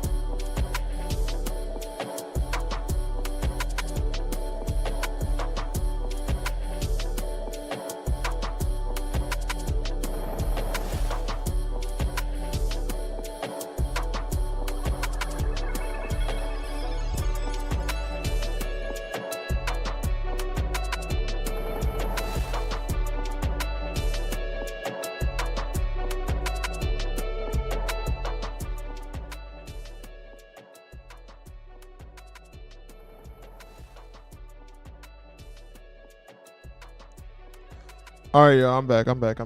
Sorry about that. I had to get the stream out a little bit more. Let's see. Let's check the comment section. Do you want to do a? I see that Shane McMahon should be in charge of WWE. Yeah, that might be straight. Roman still has a good 5 to 10 years if he doesn't go to Hollywood. Yeah, I say 5 to 7. I think he'll probably be around for about. In some capacity, I think he'll be around about 5 years.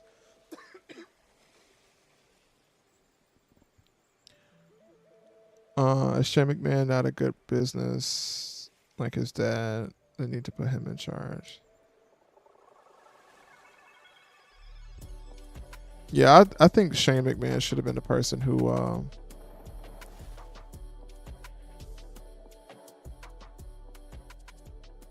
I think Shane should have been the person that came around and took over everything for WWE for sure. I would have picked Shane over Triple H and Stephanie if I'm being honest with y'all. TNA comes on Thursdays. TNA. All right, let's try to do it. All right, so this week we're going to try to do a TNA live stream. I'm going to watch TNA, and we're going to sit here and chit-chat this week on Thursday. So mark your calendars. We're going to do our first ever TNA watch party. And if you are new to the channel, make sure you subscribe to the channel. And if you haven't liked the video yet, make sure you like the current video you are watching the stream. For anybody who hasn't liked the video, make sure you like the video. It is free.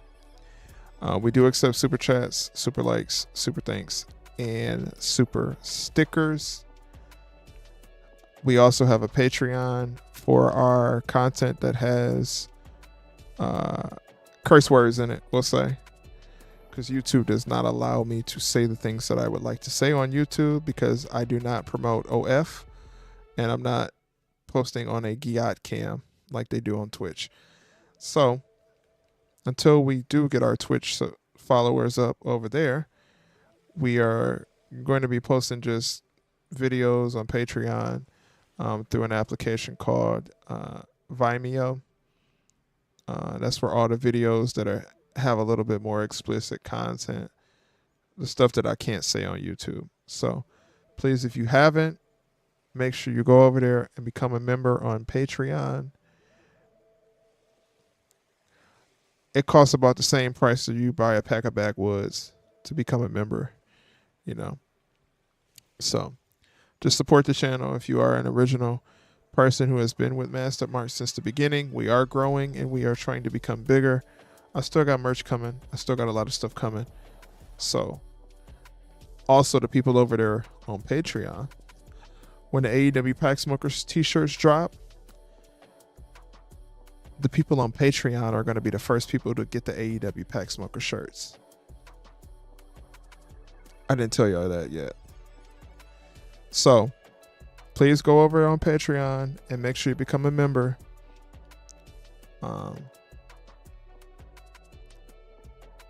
And get prepared to get your AEW Pack Smoker t-shirt. And we do also have a Cash App that is listed in the description of the chat. The Cash App is Masked Up Mark. So if you want to donate to the channel, you can go ahead and donate to the channel. You ain't got to tap your pockets to help out the channel. Anything you want to do is all up to you. All right, back to the comment section. Let's get it. Yeah, Retro Neon says, let's go. Yeah, I'm going to do that watch party for TNA. I'm curious about that. I want to see what TNA got going on over there. I ain't watched TNA in years, man. I'm going to go check out TNA and see how they doing. I think Stephanie McMahon and Triple H is booking the company together. Seems that way.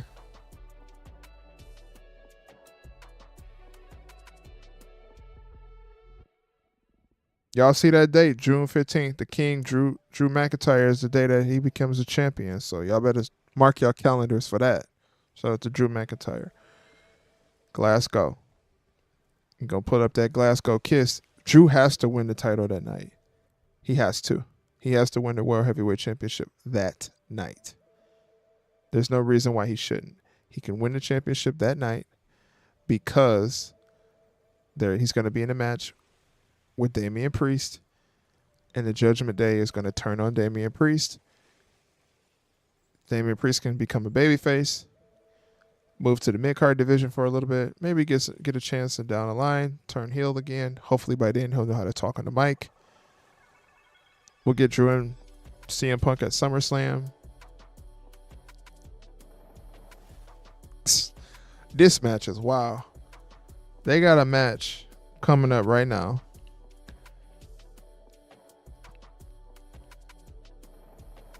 Two women who have the same gimmick. They both have this bulldog gimmick. Ivy Nile versus... In the chat, please tell me what this lady name is. I can't remember. They had the same gimmick to me. And when did she start wearing makeup? Oh, yeah. Zoe Stark versus Ivy Nile. AKA, if you got to go to the bathroom, go to the bathroom. Go to the bathroom, y'all. If you got to use a restroom, this is the perfect match to use the restroom too. Honestly. No offense to these two ladies, but I'm not interested. They could have just made this a 4-way match. They could have just put Ivy Nile, or 3-way match. Ivy Nile, Shayna Baszler, and Zoe Stark in the same match. And I wouldn't have cared. Sorry. I just don't care about Ivy Nile. And I don't care about Zoe Stark. I'm sorry. I don't really see the charisma or the character in them. I just see people. It's just basically like they're like smaller versions of Shayna Baszler, if I'm being honest. I just don't care.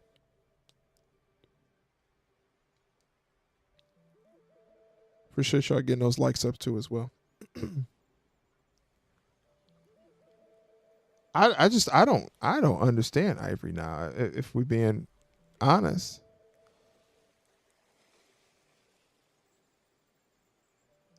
Like, I just don't care about her. I'm not trying to be biased, y'all. I don't care. Zelina is fighting Shayna tonight. Hope Zelina wins.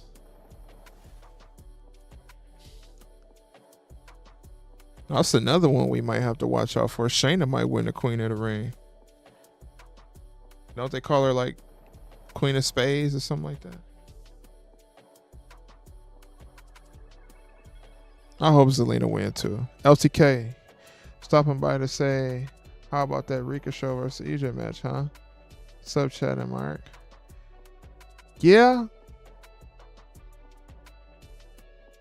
LTK, yeah. It was all right. I don't know who won, but it was all right. But what's going on, LTK? Make sure you like the video, brother.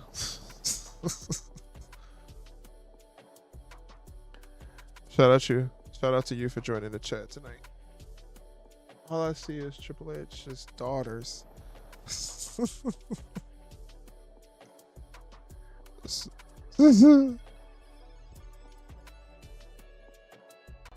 Yeah, they are all Triple H's daughters. Ivy Nile, Zoe Stark, Shayna Baszler. Yeah, I don't think he is going to, honestly. Zelina should, because Zelina ain't no slouch, bro. Like, she got the luchadora women's wrestling skills. She's good on the mic. She has a lot of charisma. But I do think Zelina would be a great manager for somebody. Andrade. She has a natural skill to be a good manager. I just don't know if I really want to hear Zelina talking about wrestling. I like to hear her talk as a manager because she's really good at that. Um, I just I don't know. I don't dislike Zelina. I think she's cool. She's attractive too. So that's the thing. Let's see. I gotta check something real quick. Hey, nah, nah, nah, nah, nah, nah, nah, nah, nah. She needs to be a heel. Her as a face doesn't work. Facts. Her as a face is not interesting. True. Zelina as a heel is fire. Oh yeah, for sure. Zelina, she has mic skills that basically all the other women wrestlers don't have. She's a better mic talker than Becky Lynch for sure.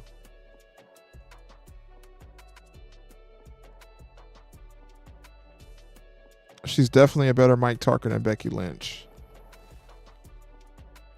She's definitely a better talker on the mic than Mercedes Moné.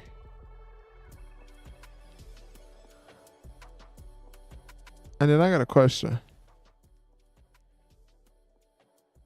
Wasn't Mercedes Moné training to get back in the ring before she got her contract with AEW? What is she still training for?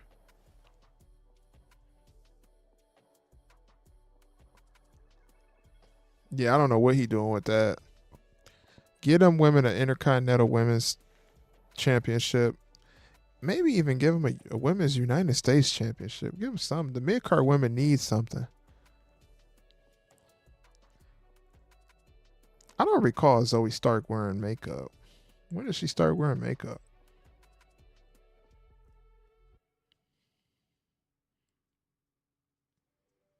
She's not winning Queen of the Ring. Sorry, y'all.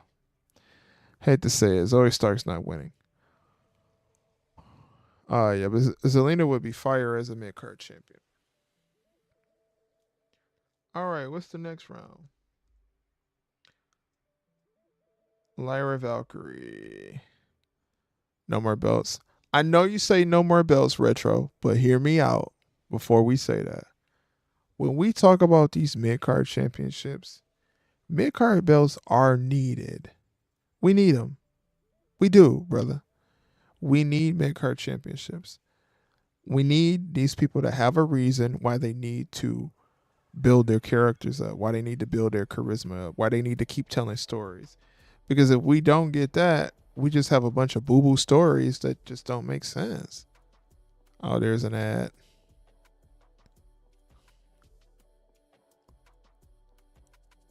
If we don't have a couple more women's mid card championships, or even just one more women's mid card championship,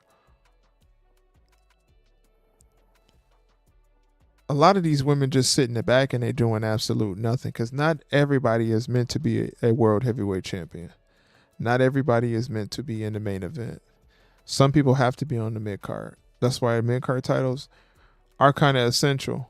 Now, we don't want to have belts like the Pure Championship and the Continental Championship, the TBS title, TNT title, the Pizza Roll Heavyweight Championship. We don't need belts like that. But legit championships for mid carders and lower carders to go after.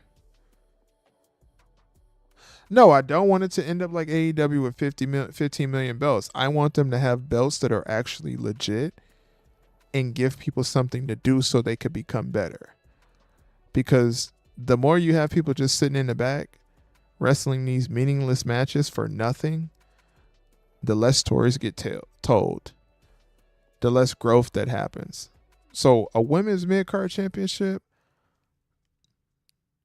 that's cool with me. I don't mind that.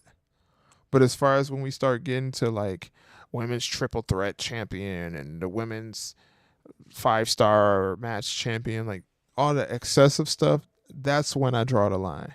No, I don't think meaningless titles need to be there. And honestly, right now, I mean, the women's tag team title, it ain't gonna work.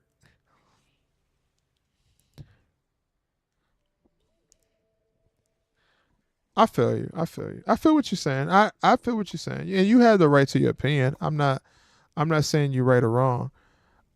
But in my opinion, I feel like if these wrestlers are ever going to get better, they need to be wrestling for something. Maybe that'll help them. because I don't want to see 1,000 matches of Ivy Neal versus Zoe Stark for absolutely nothing. Like it's a waste of time, bro. So give them a little stank Intercontinental Championship and let the girls who mid carders do mid carders things. Some women don't need to be world heavyweight champion because then what happens is if they don't have a mid card championship for women, then you get women that don't deserve to be heavyweight champion as the heavyweight champion, and we don't need that. We know who our heavyweight champion should be, who deserve it, and not Becky Lynch. Becky Lynch should be transitioning into being a mid-card champion at this point in her career. She don't really need any more heavyweight championships. She's already done what she's, I guess, needed to do. I don't know. But you need that women's mid-card title because if not, you better get used to seeing women who aren't interesting as the heavyweight champion in wrestling. That nose man's fought. He don't know what the F he's doing. Well, I could have told you that.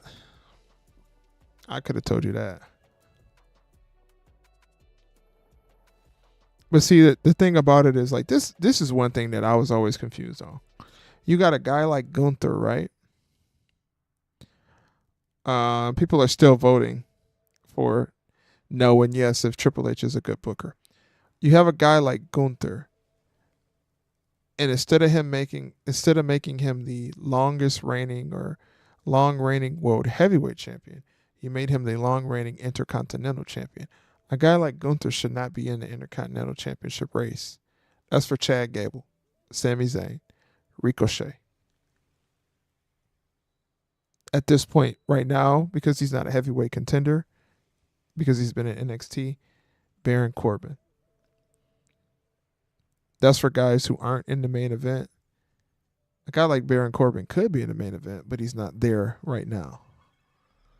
Those are the people who should be Intercontinental Champion. You did not need to have Gunther be the longest reigning Intercontinental Champion because now, once he loses it, what the hell does Gunther do next? You should think automatically that Gunther should become the World Heavyweight Champion after he just held the Intercontinental Championship for a year plus, I think. Something like that. That's what you would think. Guys like Shinsuke Nakamura, Intercontinental. Sami Zayn. Those are the guys who need to be the IC champion right now. Because they don't have the momentum on their side right now to be the World Heavyweight Champion. So no, I don't want them to get excessive and have a gazillion belts. That's when you have to create side storylines to cross in between the main ones. They need to creating stories and characters, not titles. But they don't have the ability to do that. As we can see, the only thing that can save them right now is those mid-card fillers, because as far as creating a legit storyline, if it's not Bloodline, it ain't gonna go nowhere. We know this. All of these storylines that we see on WWE Raw and WWE SmackDown, if it don't have anything to do with the Bloodline, it's not really that important. So you know they're not going to create a better storyline to come up with. At this point, give them a little funky mid-card championship and give them a reason. Well, you know that. They don't have anything else besides the Bloodline, Retro Neon. Nothing.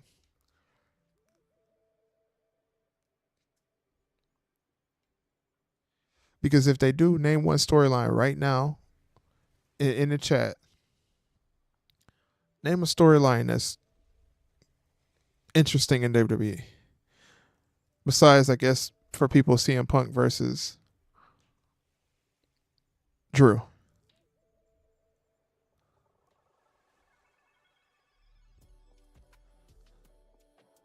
They don't have nothing. The women's storylines, they don't have no beefs or, no Piggy James or just nothing. Nothing.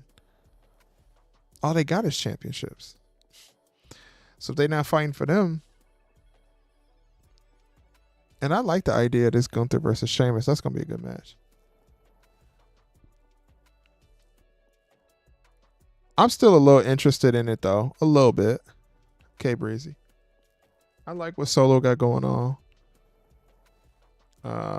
I would prefer Jacob Fatu over um, Tongaloa, but you know they say beggars can't be choosers.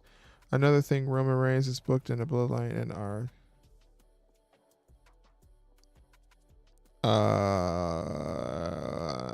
that last word. I don't. I know it's stomach, but I don't think that's what you mean by that. Type that again for me.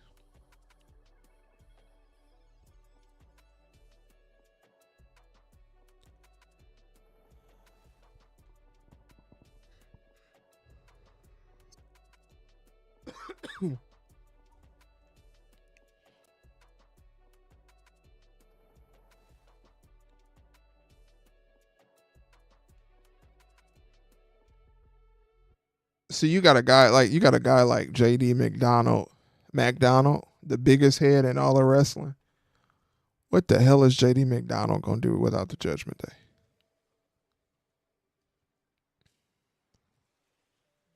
The problem with the Bloodline, none of them are good talkers. That's why you insert not Roman Reigns, you insert a Paul Heyman.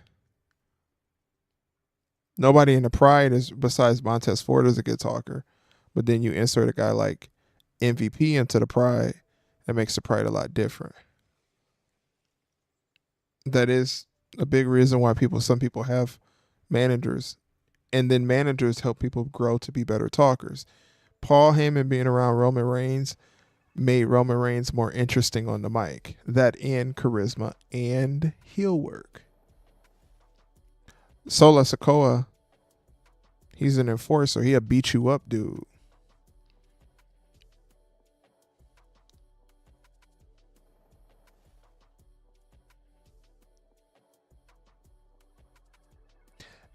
Maybe the titles can motivate them to create a storyline on why this person deserves the title. Because they can create storylines on why this person deserves to have this wrestling match. So maybe that title will give them some motivation to say, let's create a story why you need to be the Intercontinental Champion, why you need to hold this belt, why you have this dominant reign. Exactly. Yeah, and you know that is one thing I will agree with you, K Breezy on. I don't like that because it's just like you got Paul Heyman just sitting there right now. Roman not using him, Solo not using him. Go send him over to Braun Breaker. Even though Braun Breaker don't really need him because Braun Breaker can talk on his own, but he could easily be pushed as the next big thing. So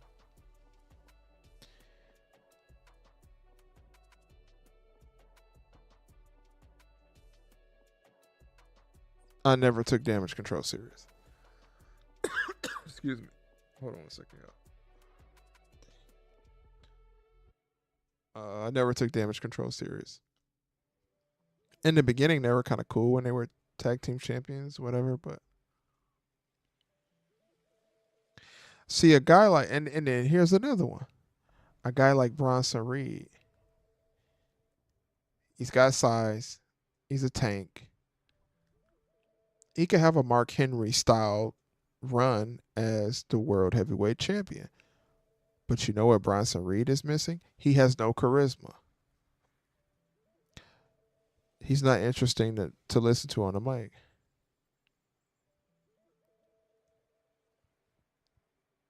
No one takes Damage Control serious. No, they don't. Jacob didn't show up at Backlash, but I know he signed.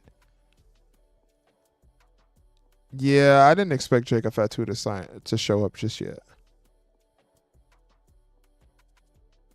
That's a big signing. A lot of people don't understand. No charisma. Bronson Reed has no charisma. Not a charismatic bone in his body. If I'm being honest with you, it's not interesting, brother. Um, I think Jacob Fatu is a big signing, so he's a lot. He's a lot bigger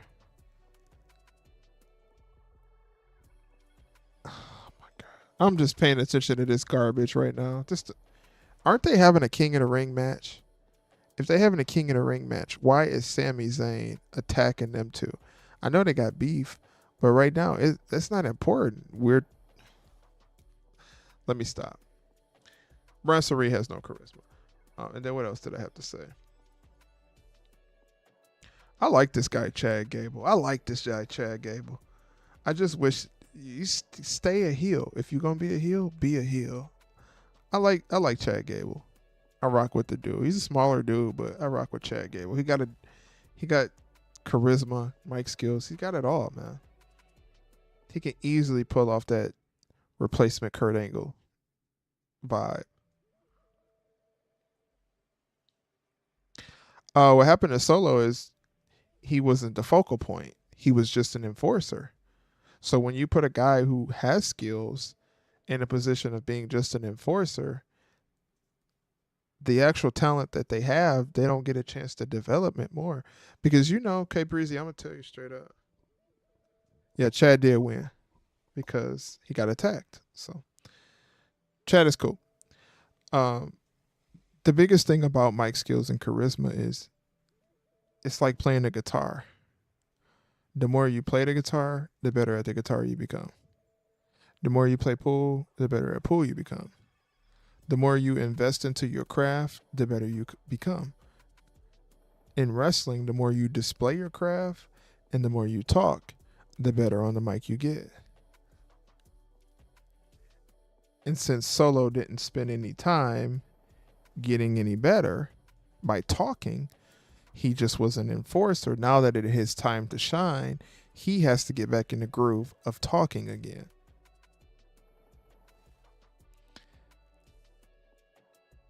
Because he was straight in NXT on his own. I don't even feel like, it was cool to have him as an enforcer in the bloodline, but his storyline should have been, yes, I'm a Noai. Yes, I'm the brother to the Usos, but I don't want it. I want to do it my own way. I'm gonna beat people up and I'm gonna make the bloodline beg me to come there because I'm Solo and I do it on my own.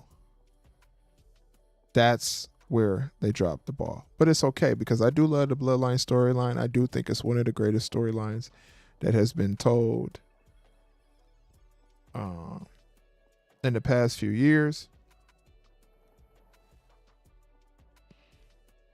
But that's where they dig themselves in a hole. When you ain't got nothing else outside of the bloodline, it's not really important.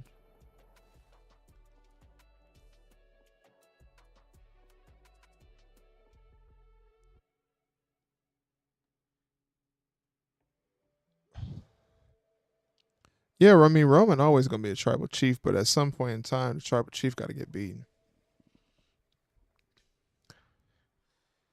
If they was gonna have Solo turn on Roman, why didn't you have Solo take the belt off Roman?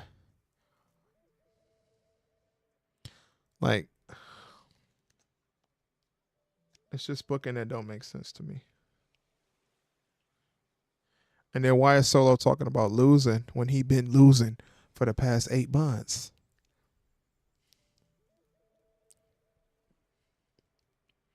It don't make sense.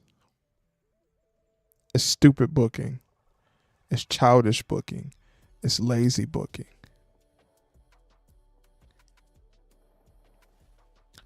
And then now, right, they get a belt to Becky just for her to get put in a storyline with Liv. When you could have just gave the belt to Liv, and then she could have faced Rhea when Rhea came back. Like it was common sense to do. But common sense is not always common.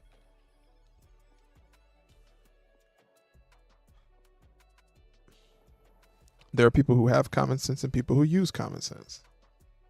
Being honest.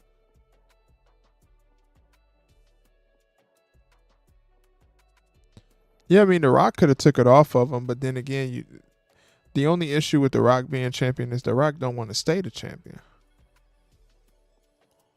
And then that puts Triple H in that predicament where he say it's a new era, but then you got a guy like The Rock coming back and winning the championship. So if it's a new era and somebody need to beat Roman Reigns, Braun Breaker, Solo Sikoa, somebody. They chose Cody. So there is such a lack of star power in wrestling right now, especially since Rock and Roman gone.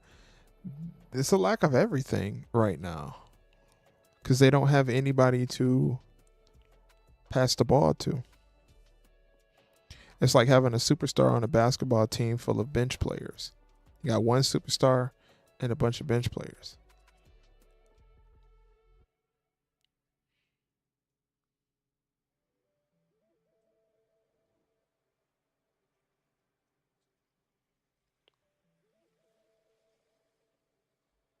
What? Hold on, let me see something real quick.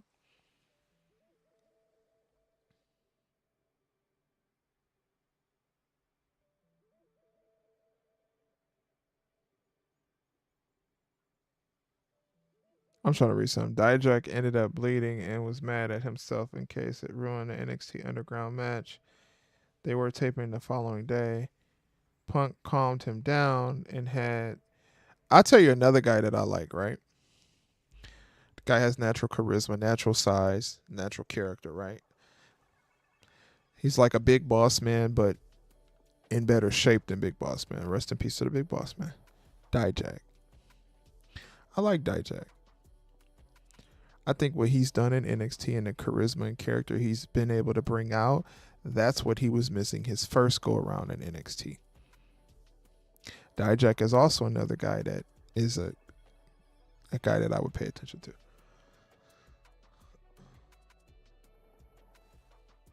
Roman only lost 2 times, yeah. Do you think it's a good idea to maybe fluff out the bloodline a bit more so Solo can have that support? And then have to rebuild himself a bit more slowly. I think Solo, if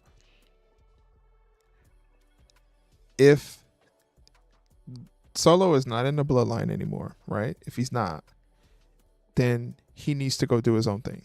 He's got his 2 minions. He's got his 2 guys. They can build a collective that is outside of the bloodline. And at the end of the day, if we're being honest, we both know that Tongaloa, Tama Tonga, they're not blood related in the bloodline. They are a friend of the family. They're looked at like family, but they're not official family, right? Solo Sikoa is younger than the Usos and Roman Reigns. So Solo Sikoa feels like he's not even really technically a part of their bloodline or them ones. The ones, not them ones.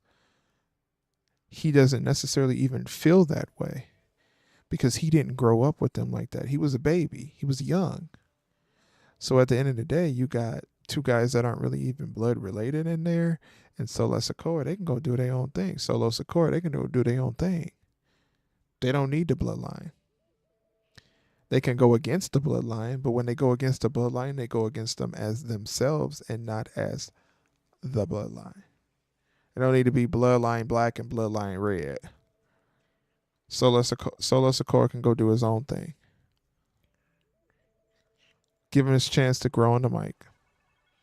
Give him his chance to be able to be out in front of them people by himself. Give him his chance to show his dominance and show what he showed in NXT, why they pushed him so fast.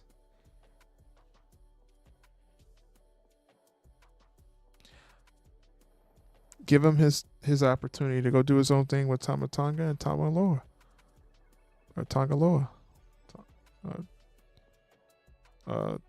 What's his name? Tamaloa? Is his name Loa Tonga? I don't know what his name is. I don't know. I think they changed his name anyways to Loa Tonga, something like that.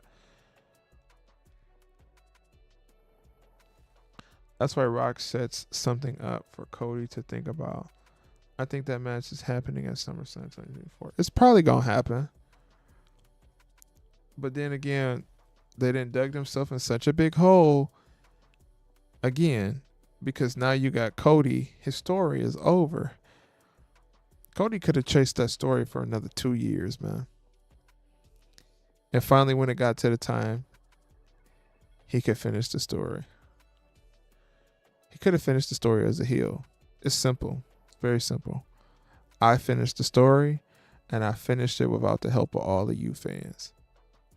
I did it on my own. I didn't need my daddy's help. I didn't need my family's help. All I needed was my help.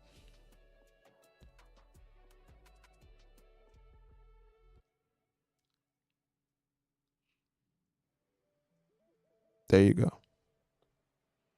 Versus, I needed y'all. Without y'all, I can't do nothing.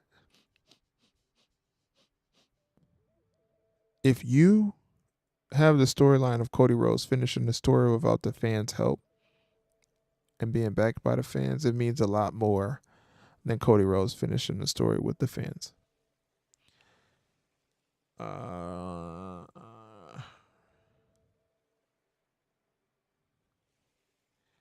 Yeah, Roman and the Usos, but because Solo Sikoa is so much younger than them, he even said to us he wasn't really like that around them like that. And then the thing about it is, he hadn't seen Roman in what was it, like 8 years, 13 years, something like that, before coming to WWE.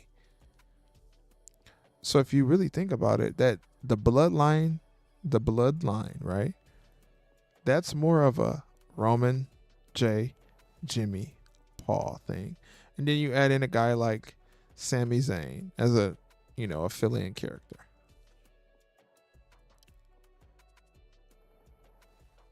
Solo Sikoa, he didn't really need to even be in that bloodline because he wasn't a part of that. Here come an ad. Sorry, y'all. Wait till y'all get back. He wasn't even fully a part of that formation of the bloodline. He's just a brother of the Usos, who just so happen is related to Roman Reigns. The loyalty that Solo Sikoa has to the bloodline is through the Usos. His loyalty is not technically through Roman Reigns because he wasn't even close with him like that. The Usos and Roman are close. That's a good point. As nice as the bloodline faction / storyline has been, it might be better for Solo in the long run to establish himself outside of the bloodline. 100%. He needs to be away from the bloodline because he's not benefiting from it. And when I say away, that doesn't mean that he doesn't need to beef with them because they got history together. But as far as him making a new bloodline or calling themselves the bloodline, that don't need to be a thing. The bloodline is Roman Reigns, Jey Uso, Jimmy Uso.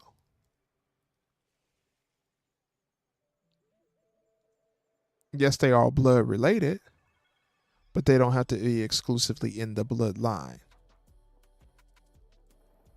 Like, you remember, like 5 years ago, 6 years ago, they were talking about the blood. Hold on one second, I gotta sneeze.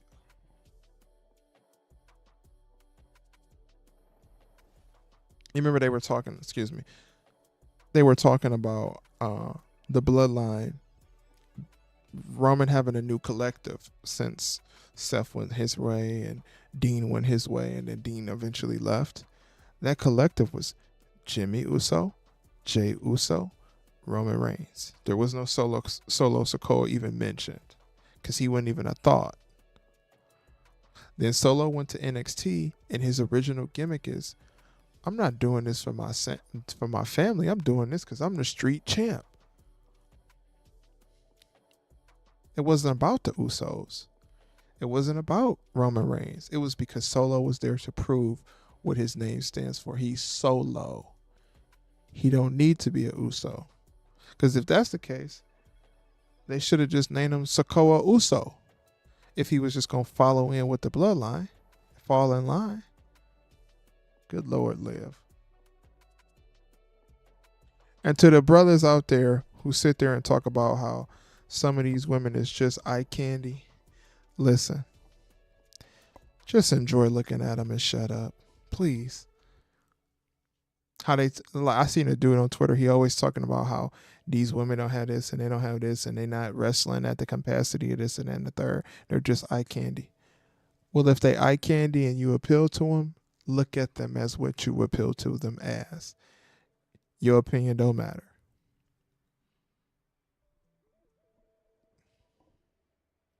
Even though it's not bad to have eye candy, but they can also be eye candy and be women's wrestlers at the same time, or valets. But there's certain guys out there who say that some of these wrestlers, just female wrestlers, are just out there to look pretty, and it's just like, well, for a female, what does a female look at Ricochet and say? Oh, he can just do a flip and he's paused, no puffy, no drizzy, no diddy, attractive male.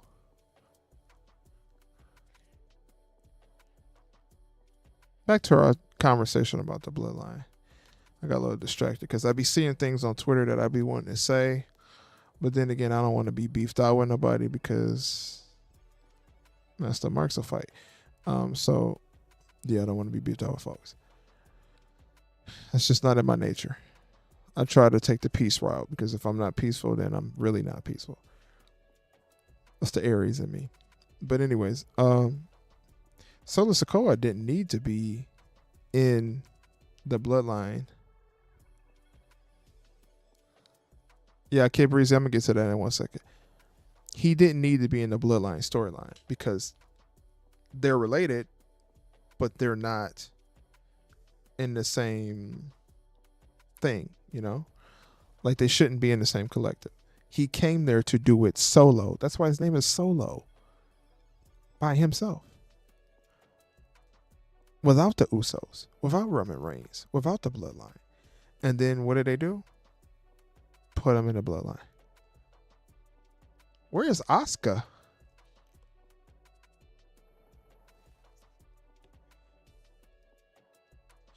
Anybody know where Asuka is at? Put that in the chat.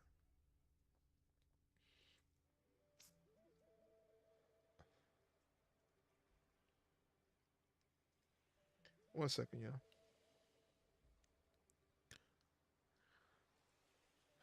All right, let me read K Breezy's. I never thought of Roman Reigns was getting shot, and I thought when he was a babyface, people was mad because he was winning. I thought they was mad. Oh, Oscar not clear. Dang.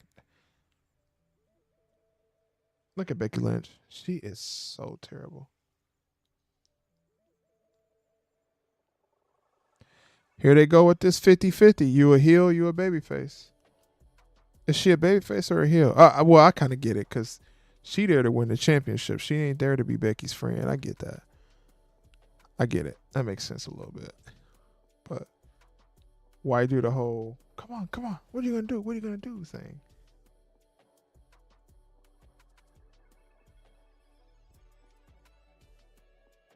Dang, Liv ain't getting her shot. This is who. All right, you looking at it right here. Lyra and Becky Lynch will face off against each other at Clash at the Castle. There we go. That's the build. Not just yet, Liv.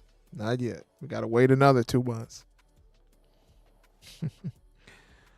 What Marks understands is people can be attracted to someone and still appreciate them for their body of work. Exactly. You good. I just been saying it on Twitter because it's annoying. Right. It's not that they just eye candy. You know, you can still respect their body of work and be attracted to them. I think a lot of guys they don't understand what they be saying. And then you know what I think too is a lot of guys they believe in their real life that they heels. And it's okay to be a heel or a babyface as a YouTuber. I get it. I can come off very heelish sometimes against Tony Khan, but that's only as if I'm telling the truth. If I'm being honest. I think a lot of guys they get caught up in that idea of being a heel towards someone and they want to hate something so bad and not agree with something so bad to the point where it's almost like toxic. It's like, what do you want? Do you want this or do you want that? What is your current view on this? Like a woman can't help that she look attractive in the ring. They should be able to do that. Women like to look sexy, don't they? We can agree on that, can't we, chat? Can't we, AEW pack smokers? Women like to be attractive and feel sexy. It's a part of their womanhood, I thought.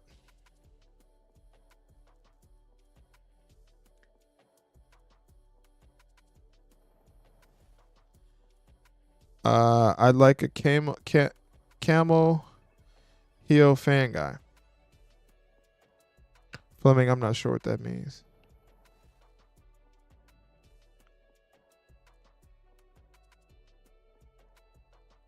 Right. K Breezy, right.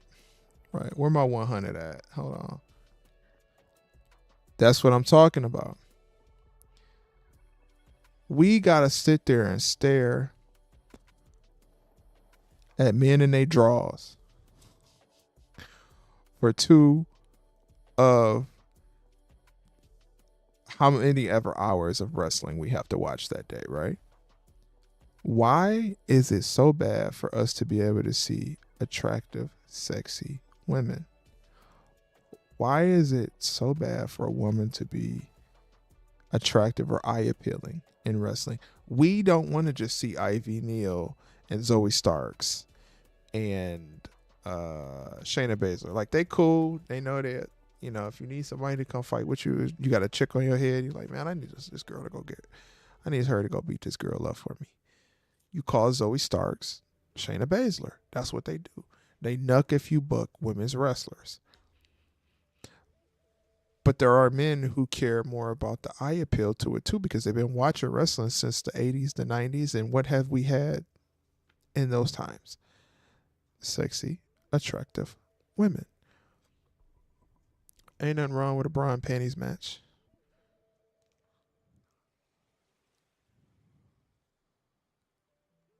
Because they still get to display their skills, look sexy as well, and feel attractive.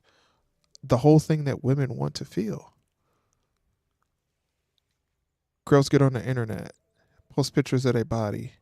What do you think they do it for? To feel attractive, sexy, and get attention. Because they know men are seeing it. People are seeing it.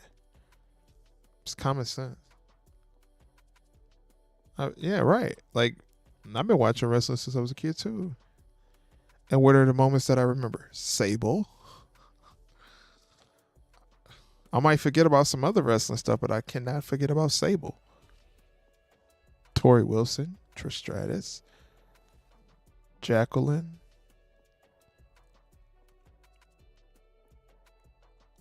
Even Ivory was out there sometimes looking a little like a snack. Stacy Keibler. Michelle McCool. Layla.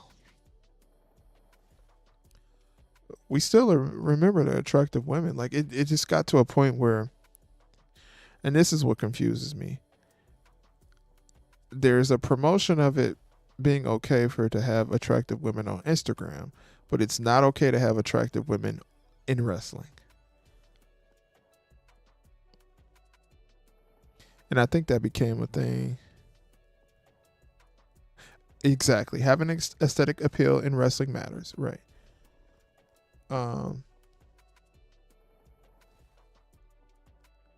I've been watching wrestling since a kid. Fleming also says, can I see some pictures of Charlie Wilson and Trish Stratus?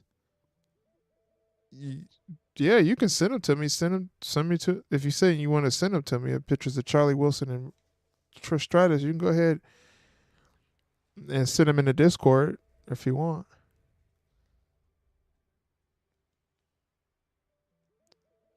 Exactly. Listen, the only person that's saying that they don't want to see an attractive woman in wrestling is a man that can't get no woman. Just being honest with you. If you can't pull one, you don't want to see one. Because you're like, well, I got to look at that. I can't even get that. Because any man with common sense, if you ask them, like, do you want to see Liv Morgan come out, or Mandy Rose, or the Iconics, or some attractive woman come out, or do you want to just see 15 matches of Shayna Baszler versus Zoe Stark?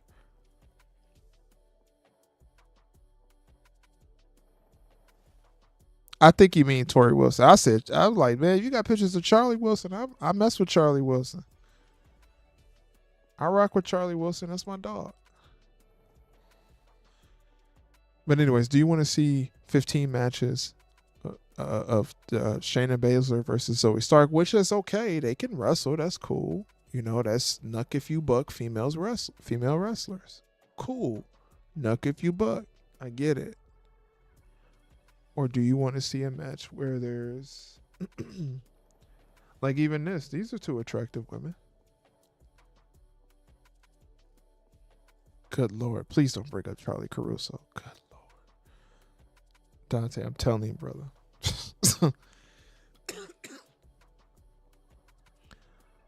You know, they still have the ability to, like, okay. I don't know if they don't know this or not. These nerds on the internet, right? These dudes who don't want to see women, right? I don't know if they don't notice it or not. These women come out in lingerie and wrestle. There are women wrestling in lingerie. Like,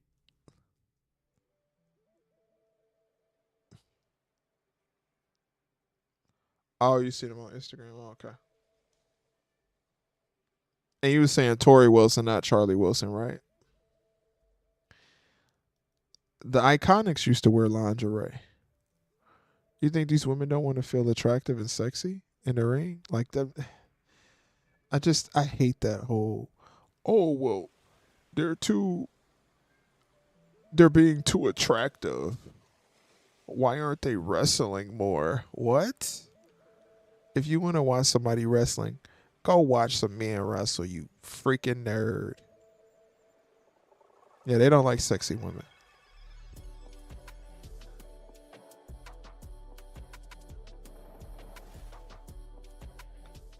They don't like me playing music and they don't want to see no sexy women.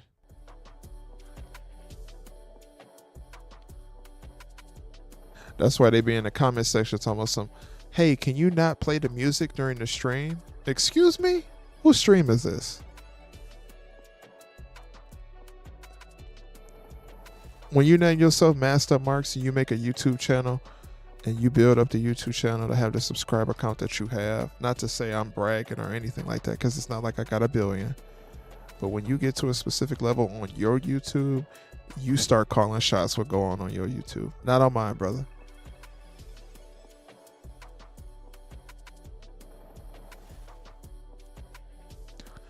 Not on mine. Yeah, when they get on Netflix, it's gonna be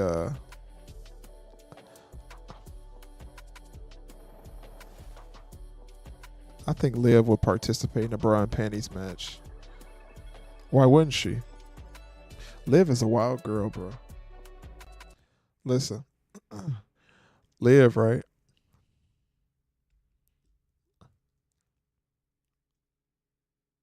Oh yeah, I know they are. Whew, I know. Listen, you know who is one?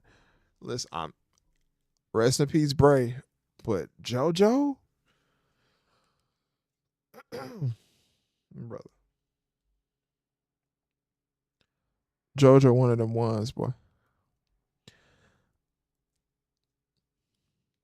Liv a wild girl though. Liv will drive you crazy. What is her sign? Okay, Breezy, what's Liv Morgan's sign?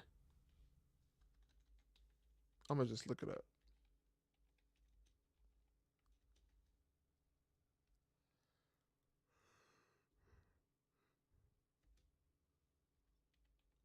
I still ain't found it. I bet you told me by now. Let me see. Yeah, JoJo is the truth.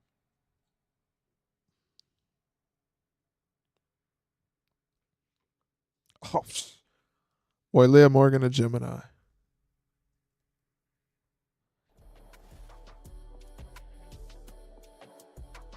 Liv Morgan is a Gemini. Good Lord. Talking about a girl that will drive you crazy, boy.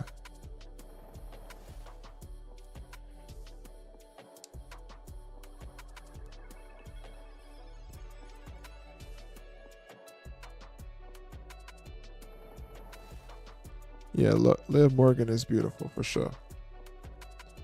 JoJo is definitely beautiful. Rest in peace, Bray Wyatt.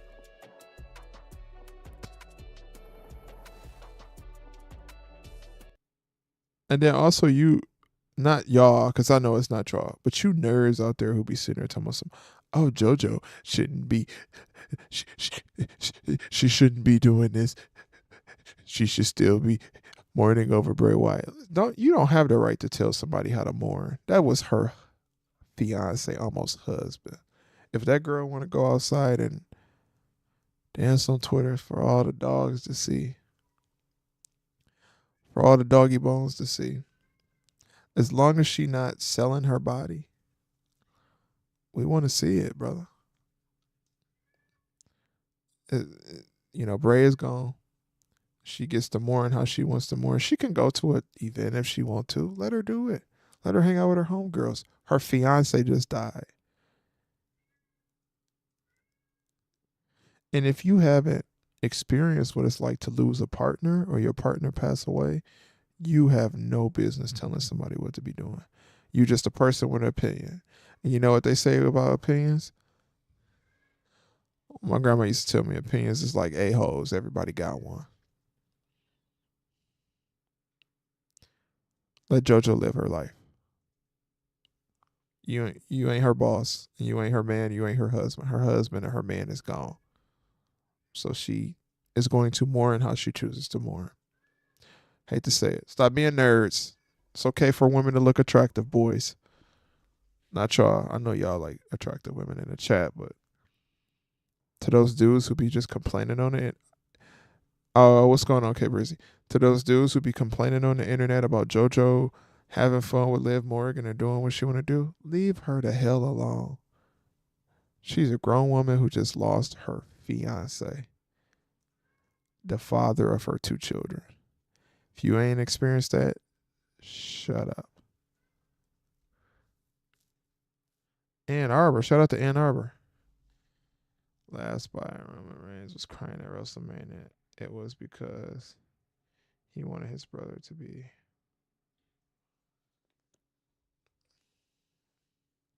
He wanted his brother to be what?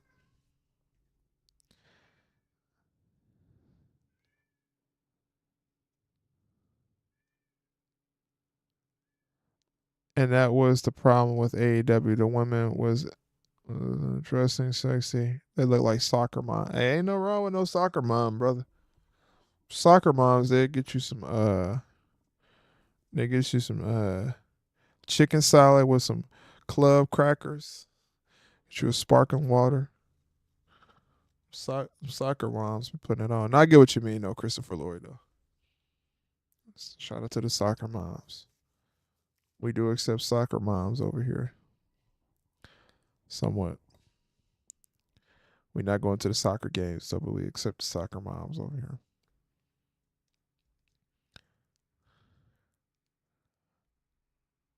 They don't like women being sexy, though. That's 100. In AEW, they want you to bleed. They want you to bleed, bleed, bleed, bleed. Listen, I'm telling y'all, I have a video on Patreon, right? Yes, sir. Yes, sir. I have it. Dante seen the video. K Breezy, I don't think you've seen the video yet. Because I don't think you have joined the membership on Patreon, which is okay. Which I might drop the price on Patreon a little bit, just so it's a little bit more friendly. So I'm not changing y'all pockets out. But listen, in the video that I dropped on Patreon, I explained basically the truth in regards to women's wrestling and the expectation of what AEW looks at women's wrestling as. They want women to bleed. They don't want women to be attractive. So if y'all want to hear that, make sure y'all go over to Patreon.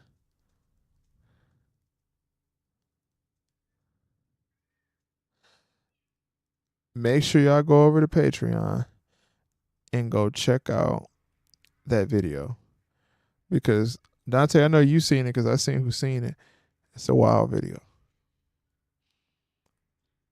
And I'm gonna drop another one tomorrow too. So make sure y'all be on the lookout for that if you go over there to the Patreon and join us.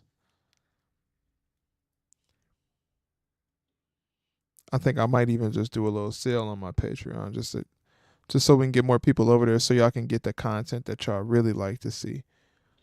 Um, if y'all hear a cat in the background, it's because my cat just never shut up. He never shuts up. Yeah. So what I'm gonna do is,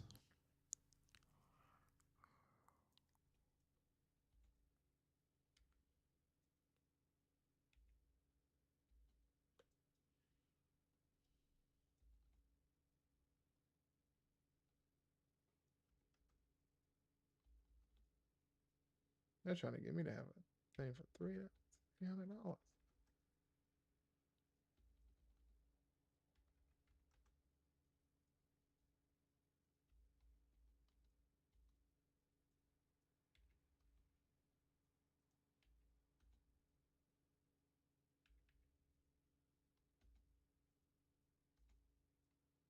Hold on one second, y'all. I'm trying to fix this Patreon. This thing getting on my nerve.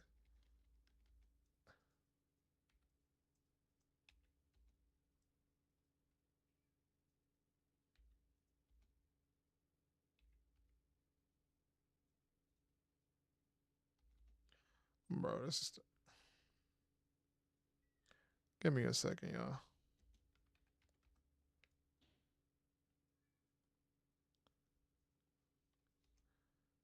I'm about to drop the price on Patreon for a little bit.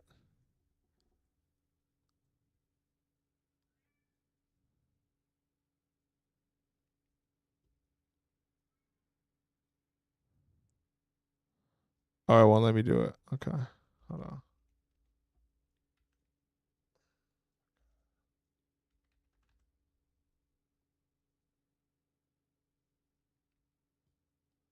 All right, so it won't let me drop the price. Sorry. Listen, I know this might seem like much, but I do. No, I might not mute it, K Breezy. I just wasn't talking. I don't think it's muted. Okay, no, it's not muted. Um, Listen, I have a Patreon, right? It's $5. It's got all the raw content on there. The raw content is not gonna be on here, but I don't want y'all to miss out on videos, especially so we can talk about them in the chat. Go join the Patreon. It's $5 a month. That's one hamburger from Wendy's. Because I don't want y'all to miss out on some of these videos. And as much as I like putting them on here, y'all know we got to get this channel up. We got to make bread. We want merch. We want things. We want Master Marks decals, stickers, all of these things. We want this channel to become bigger than what it is. More interactive chats and things where people are able to just jump in the stream and they can talk, they can say their opinion, they can call in. We want those type of things. So we need to build this channel up more, and I got to get more materials to make this channel better. So the content that's raw with the profanity, talking about AEW and stuff like that, go join the Patreon. It's $5. That's one pack of backwoods. That's one five or 4 for $4 from Wendy's. 4 for $4 costs $5 right now. So basically, you spending one less you getting one less 4 for $4 in a month by joining the Patreon. 4 for $4 is already be hit like that anyway. We got the real AEW pack over there on Patreon. So go check it out. Go join the Patreon.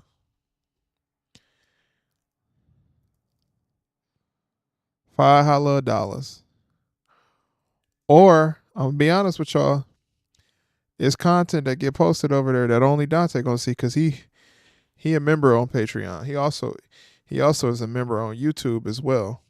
Shout out to Dante Geron 23, my dog. Appreciate you. Yeah, Dominic kind of do look like Eddie Guerrero, but I think that's the vibe they're going with him.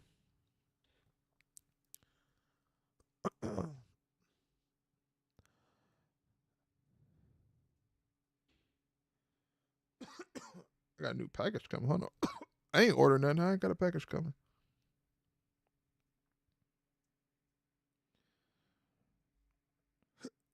I promise y'all. Listen, I haven't lived at my old apartment. I think I broke up with my ex girlfriend like 6 years ago, right? Oh yeah, for sure, for sure. We also that's included in the Patreons as well. Um, I'm about to get rid of that higher level though, Dante Charon. I'm about to just only make it one level on Patreon for y'all.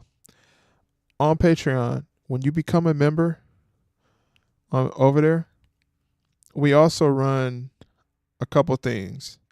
So it's not just you joining and becoming a member and um, getting a video, right? That's not the only thing that goes with that. When you join and you become a member on Patreon, you get the exclusive content, you get the video shout outs, and you also get content promo. So if you're a new YouTuber and you want to build your channel up and you want to try to get to 1,000 subscribers or you want to try to get to 500 subscribers, when you become a member at Patreon, it's my duty to try to make sure your content is pushed out there more. And that includes me even putting your content in my bios, me posting on my posting in the community on YouTube about your channel, pushing your channel, talking about you. Even if you got a product that you want to get sponsored out as well, when you become a member of the Patreon, those things are included. And you also are going to be the first person to know about the Master Marks merch. So you're going to be the first person to have an AEW Pack Smoker shirt when you're a member of Patreon, if I'm being honest. So I know it may seem like much, $5, but we want to get our channel up. Y'all been with us since day one.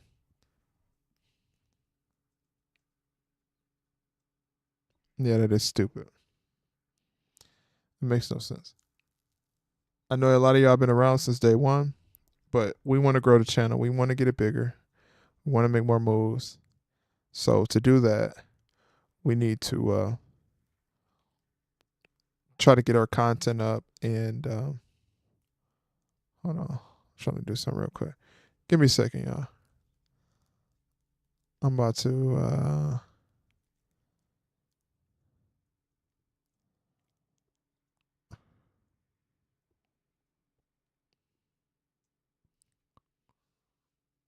I'm trying to remove one of these tiers, but I just don't know what I'm doing. I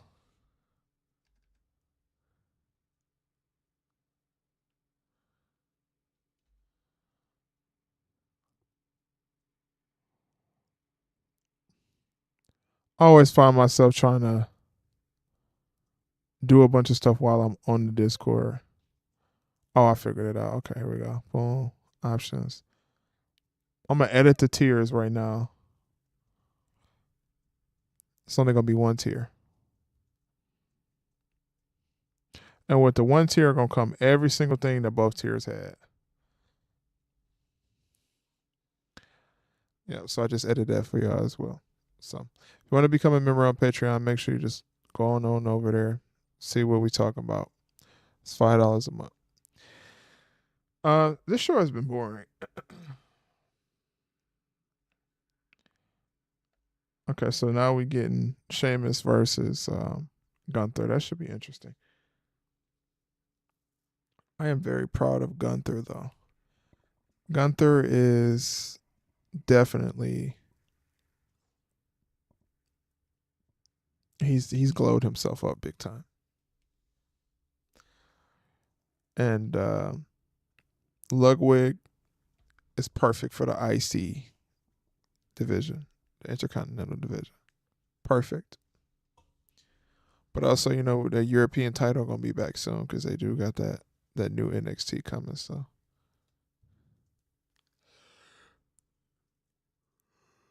that is the thing. I'm about to go ahead and spam this link on Twitter.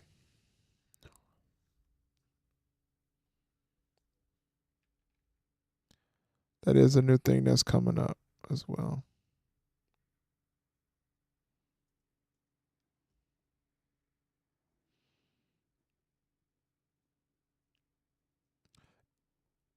Like it makes no sense. How are we supposed to know who won?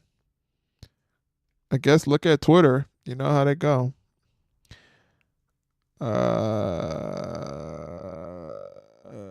Just read some of the qualifier. Yeah, that's what K Breezy was saying. Okay, what is this link? Hold on one second.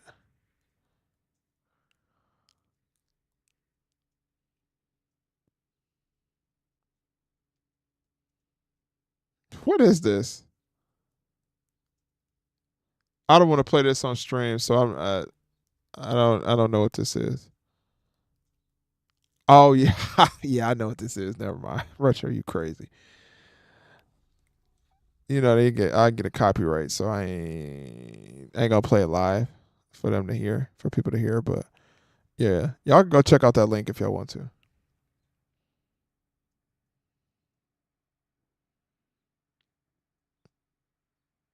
Yeah,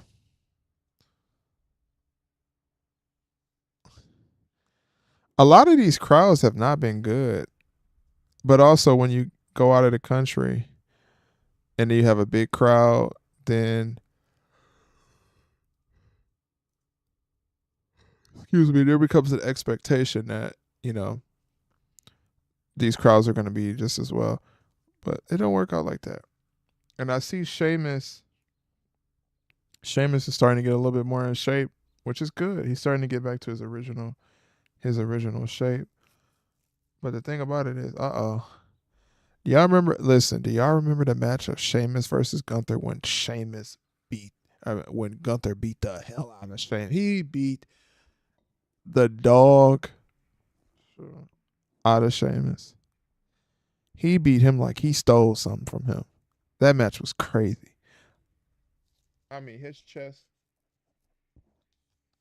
The last time they fought, his chest was purple. It was purple,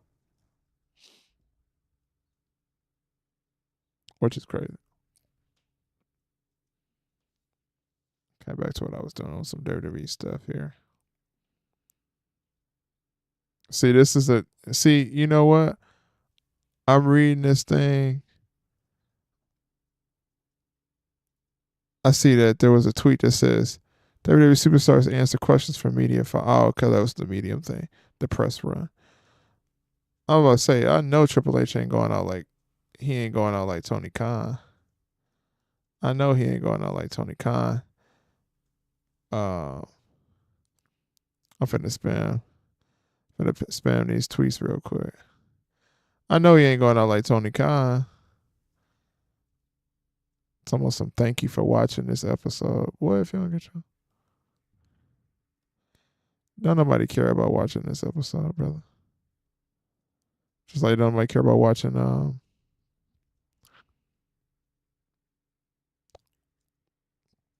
nobody care about watching what's in there. The ability's gonna make them expensive fashion.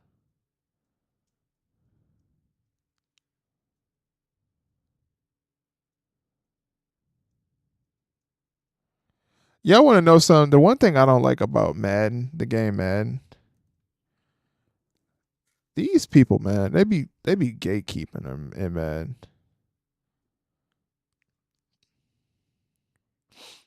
Yeah, Triple H do like them 15, 20-minute matches for no reason. That's why I don't have enough time to do nothing on their regular shows because the matches be way too long. Nah, he cool. He doesn't copyright people. He wants to grow. You know what, Retro? I ain't gonna cap to you, brother. The last person besides my homeboy that told me they don't do copyrights, I use their music on my stream, and this jive turkey sucker fool got me a copyright. And then I ended up having to share the profit from my stream with him. So I appreciate that. I would prefer if everybody look at that on their own time and not me pull it up because YouTube is finicky, bro. Especially for me because I do run a wrestling channel that does talk that talk. So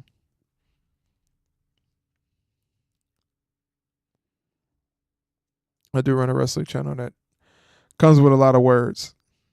Can't say the words I want to say, but I will tell you once we get more subscribers over here, then things will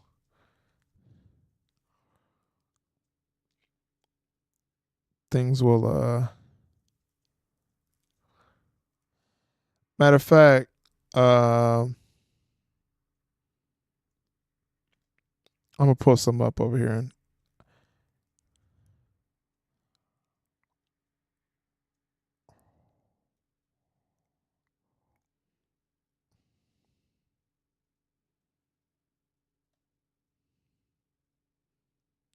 Retro, since you posted some, post this in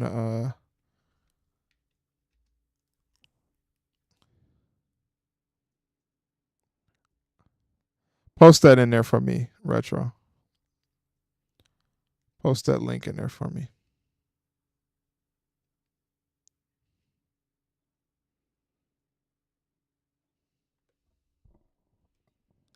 Man, I ain't gonna lie to you, man. I would rather just watch Gunther versus Sheamus the entire night versus watching this. I mean, they not doing absolutely anything with Liv. They wasting her time. That's why them idiots be saying she going to AEW, knowing damn well she not going to AEW. That's freaking stupid. Liv go to AEW, what they gonna do with her? Job her out to somebody. I don't know. Somebody gonna job her out. I am curious though. I ain't gonna lie to you about tomorrow. I do want to see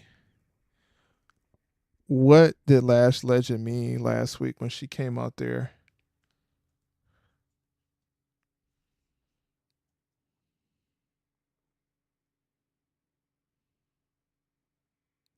What did Lash Legend mean when she came out there to see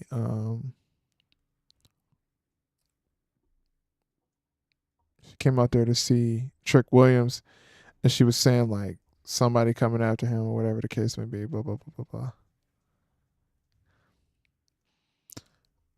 Right. I mean, she would end up being the TBS Women's Champion. We already know that. That would be that's what Triple H would do with her. Just make her the TBS Women's Champion.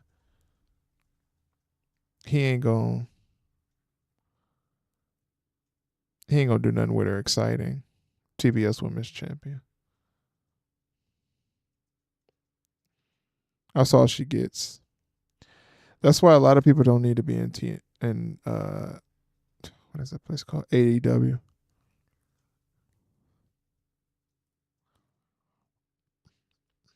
I know I go to AEW if the money right though. I ain't gonna cap. No cap. If the red right, master every night. I'm there every night, every day. If that money right, I'm definitely on it.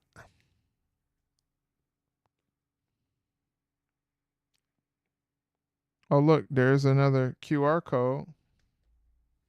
Hold on, let's see what this QR code is.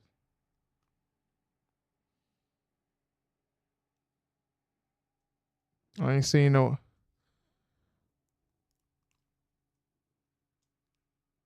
Oh, you already know. Tricking them lash guts all day. She said she like chocolate Kit Kat bars.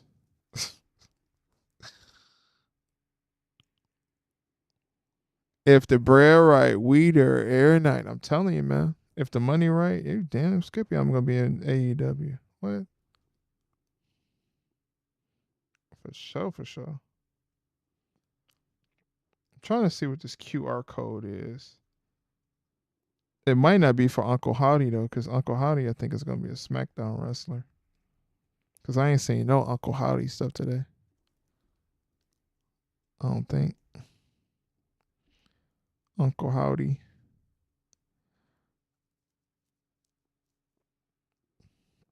Twitter is a crazy place. Wait, let me ask y'all a question. Can y'all believe that Drewski bagged Ruby Rose?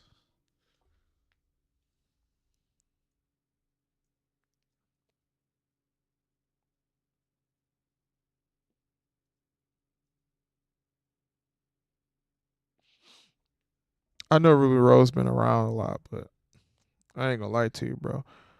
Ruby Rose, yeah, she one of them ones, brother.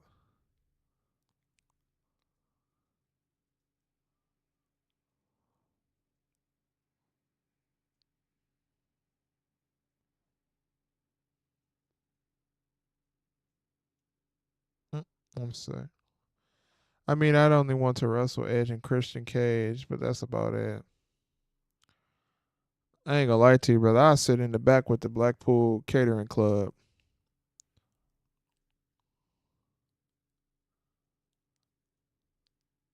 Yes, Retro.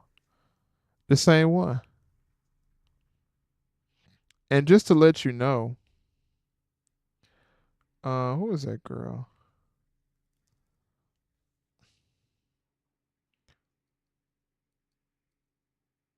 Hold on, let me see something real quick. I'm gonna see what her name was.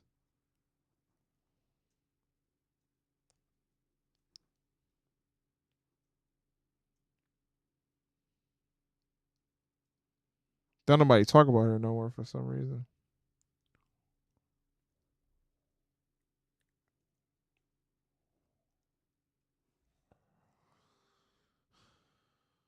Listen, y'all know Tiana. You know Tiana Trump. She'll do that thing with you for a band, right? Retro Neon. You heard about that? I don't think the boys want to be there any Hardy Boys. Yeah, that I mean they ain't doing nothing there. Hardy Boys ain't got no reason to be there no more. They wait. It was stupid for them to go there in the first place. That's what you get for. That's what you get for trying to chase a legacy somewhere that ain't no legacy even built in. You already had a legacy. WWE probably was paying them decent money, but maybe not. You know, it's possible they got more bread in AEW. I could see it. You know, Tony Khan, he'll pay anything. He'll pay $1 billion if he could. If he wants you to wrestle. But yeah, Retro Neon, Tiana Trump should do the thing with you uh for a band. That's what I heard. That's what my homeboy said. My homeboy, he was texting me telling me something he gonna say something. He's like, man, you ain't gonna lie to you, man. I go half with you on Tiana Trump. I'm like, yeah, you crazy. Going half on Tiana Trump is crazy. What I look like, brother? What I look like paying Tiana Trump? That's a girl in my hood. Went to my high school that looked just like Tiana Trump. I ain't paying that. But yeah, one of my homeboys, he was talking about going half on Tiana Trump, so she charged the band though. So she charged the band. He said he was gonna try to go half on Tiana Trump.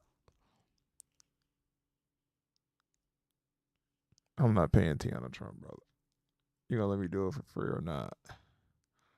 Consistent cat don't cost $1 unless you take the E pill. Shout out to Retro Nia.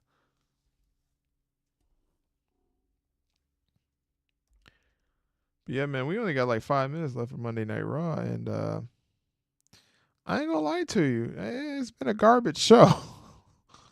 I haven't been interested in this entire show. I think I've been more interested in talking to y'all than watching this, cause this is trash.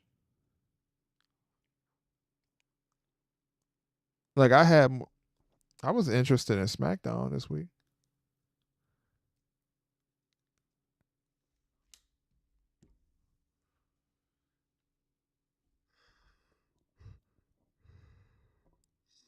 Oh my god, I was really interested in SmackDown this week. Last week, it was straight. I'm over here. Jeff Hardy contract puppy is about to end. I mean, except Raw is never good. Man, there's so many other things you could be doing besides watching Raw. I'm only here watching Raw because I'm watching it with y'all. Bro, I need to get in better shape. Eat chicken and broccoli every day. Drink straight water. Get you a bike. Ride a bike all day. Even if you got a car, discipline yourself to only stay in town when you need to stay in when you need to. Or excuse me, only stay in town to run your errands, and then when you need to use your car. And then Retro Neon go pay for that Tiana Trump too, brother. It's a band. 1,000. You ain't gotta worry about none of them chicks that we was talking about on Discord. You just pay Tiana Trump 1,000.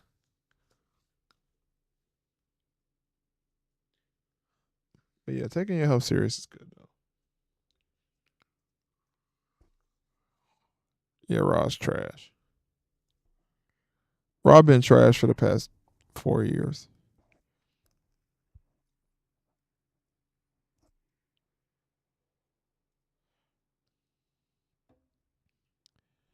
Y'all boys young. It should be real easy for y'all to get in good shape. Cause y'all real young. It should be pretty easy for you. Just discipline your meals.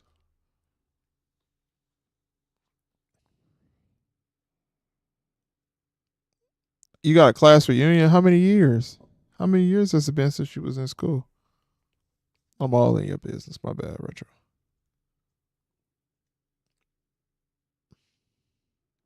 What is the 5 year? I ain't go to mine. I ain't gonna cap to you, bro. I ain't gonna even lie. I cracked way too many of them what's the name girls in high school, and I don't want to see them looking down bad in their older years because I know they look rough.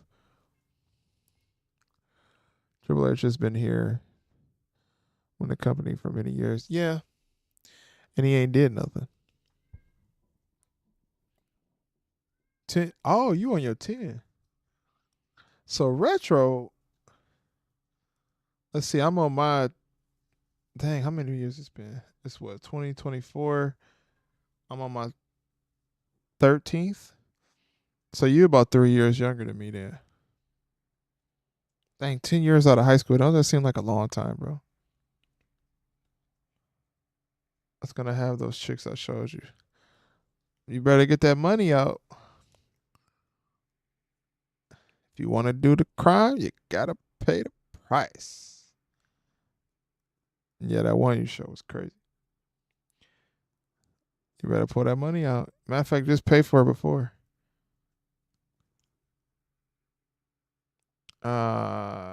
When I graduate school, I'll be able to focus more in the gym.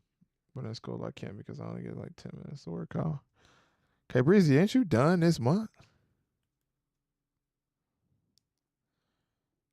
This month is your last month, ain't it? By the end of this month, you done, right?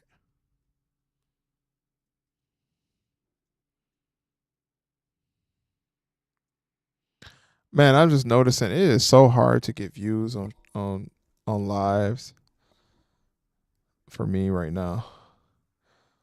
That'd be so rough. Y'all got to moderators try to some when we start doing lives in the future.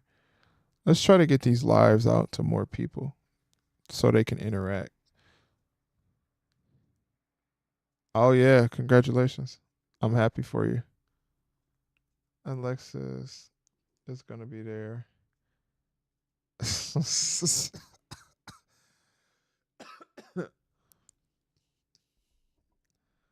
She costs a little too much for messed up Mark's pocket watch. She's great though.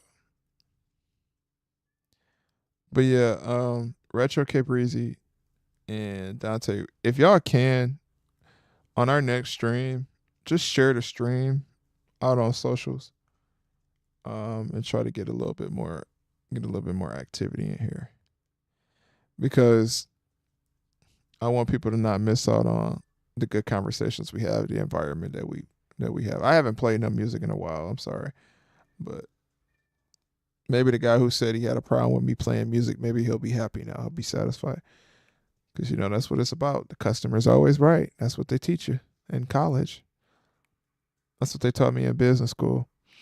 They taught me that the customer is always right. But another thing they taught me in business school, it is always quality over quantity.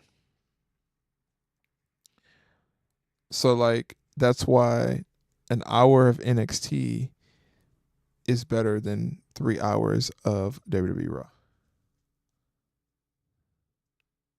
Oh, the attorney. Yeah, yeah, yeah. I remember that. Yeah. The chicks in that. Weren't they in like a hot tub or something like that? Let me go back to Discord. Let me look at that. I know I still got the message. Oh, oh my God. K Breezy, I seen that Mariah May. That's crazy. Good Lord. Mm-mm-mm. Now I'm looking at Jada Parker. Come on, man. Not today.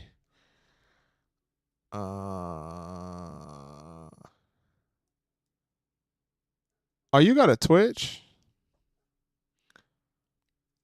Retro Neon, you got a Twitch? I'm gonna have to go follow you on Twitch.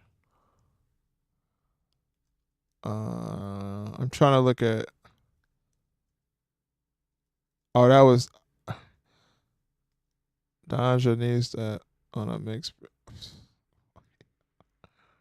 I remember which girl she talking about now. Yeah, she was in the hot tub. The attorney, Girly Bone, that was in the hot tub. Good, Gunther won as he should have. All right, that's Monday Night Raw. Thank God it's over. Thank God it's over. Watching Monday Night Raw is such a chore. A light skin trying to get viewer a damn stream.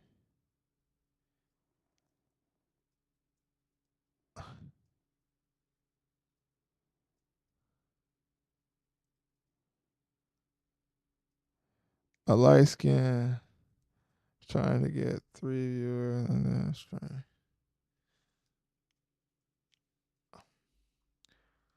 I'm gonna go to your Twitch right now. Hold on. I'm gonna go over to Twitch and follow Retro Neon. Y'all make sure y'all go to Twitch and follow Retro Neon, please, if you haven't already.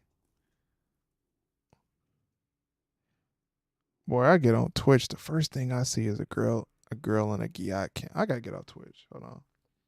I'm supposed to be looking for retro, not looking for Giat cams on Twitch. It's crazy. Retro Neon.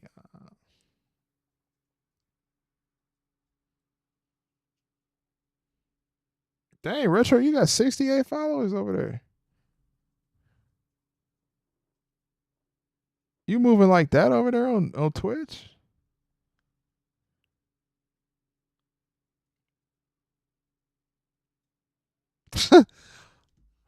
That boy said, listen, that boy said, I stream 18 plus content, not corn. Yeah, you're a wild boy. Yeah, Monday Night Raw was a snooze fest.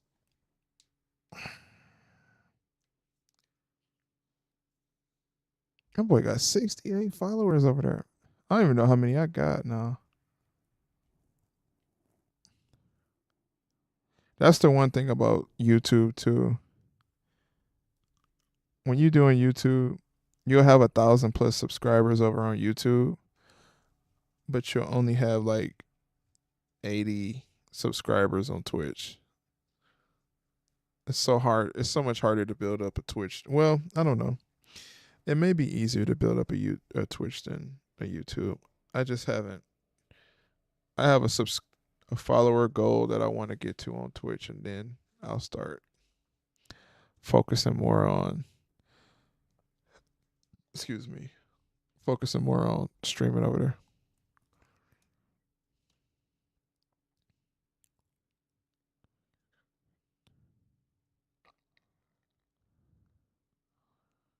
These not even LTDs.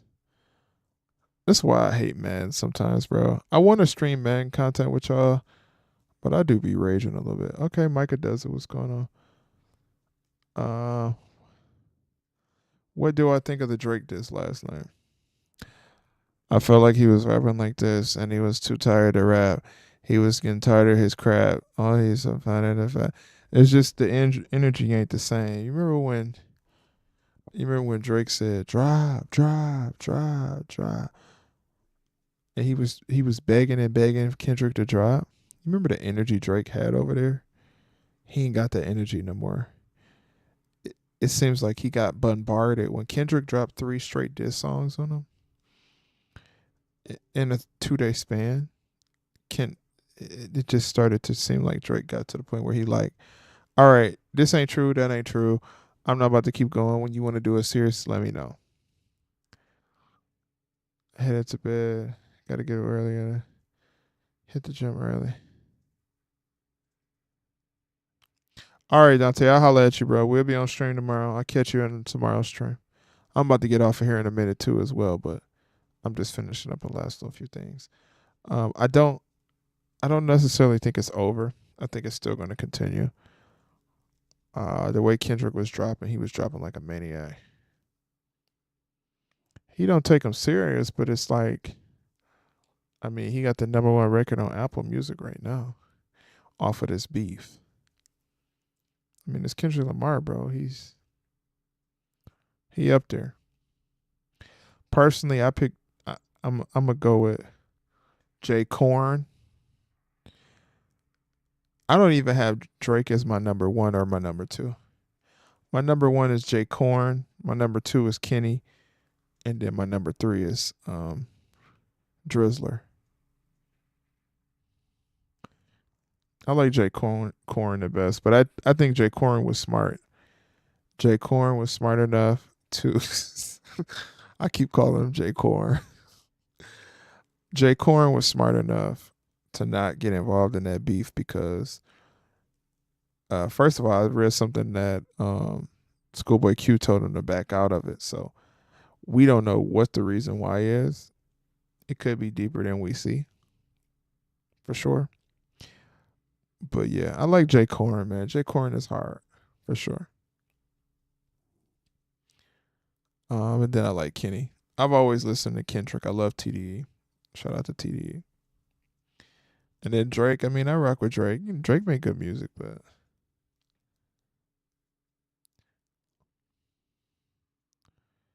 Drake feel like he on a mountain that he not really on.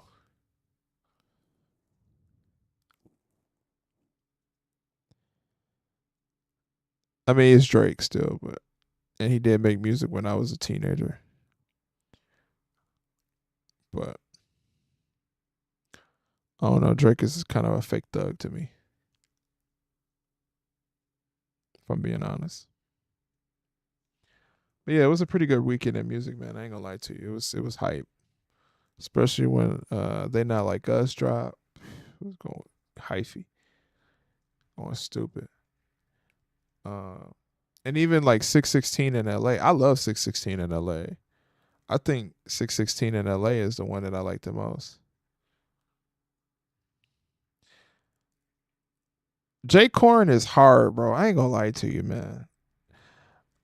Uh, Jay Corn said in a song, he said he got a big chopper, it'll make God flinch. I ain't never heard nobody say something like that. That was crazy. I love Jay Corn, bro. I still gonna call him Jay Corn because the way he backed out was still kind of corny, but then again, I understand because Schoolboy Q told him to back out. But yeah, shout out to Jay Corn. It was crazy, man. I don't, because like when I was younger, I did see a lot of the stuff with like 50 Cent and Ja Rule and the beef between Jim Jones and Max B, but I seen it as a teenager and as a young man. Now that I'm like an older man, I get the perspective and I get to see a beef, and it's crazy. I felt like how like my uncles and my dad and them felt when they seen Tupac versus Biggie. Like it was epic, dog. Like that moment. That's why I like made sure I retweeted all of those things because I want to remember that moment. Like that was a crazy moment. That was a crazy moment in hip hop. And I know there's allegations out there on Drizzler, which we don't know if they're true or if they're not true. You know, academics say they're not true, but academics, he be licking and lapping and shucking and jiving for anybody. So we already know how that works. But yeah, good job on Jay Corn's part, staying away from it. He didn't need to get involved in that beef. He wasn't. He has no reason to be in that beef. If I'm being honest with you, he need to just get his bicycle, get his corn on the cob, and go sit down and be Jay Corn. He makes good music. He don't need to be involved in, oh, your baby mama did this, your baby daddy did this, your auntie Matt smashed this, and she used to be a chick, and now she the man of the house, and your uncle dead, and your cousin got two toes and one fingerprint on their nose. You ain't got no clothes in your house. I got Pharrell's clothes in my house. I got a pair of Pharrell's drawers in my house. Jay Corn didn't need to be a part of that. That's not his vibe. He's a bicycle riding dude. He ride his bike to work. He ride his bike to the bookstore. And you know, that's all. So I'm glad Jay Corn backed out. Beefing is not for him. He shouldn't be in beef. I think the only beef I remember Jay Corn ever being in was like, wasn't he in beef with like what, Lil Pump? And like easily Lil Pump didn't survive that beef. Of course, Jay Corn is still as hard as he used to be, and Lil Pump is on episodes on How to Catch a Predator for some reason now. I don't know. Would you want to see Daniel Bryan return after his AEW run? No. I don't want to see Daniel Snitcherson back in WWE. I want him to go sit his behind down and go hang out with his daughters. I know his contract is over. Daniel Bryan has nothing else to do in wrestling. You hung out with the AEW scrubs and the life jobbers, and you did some Snitcherson stuff. It's time for him to retire. If he don't retire, he gonna end up with a bad outcome in that ring. If I'm being honest with you, Micah.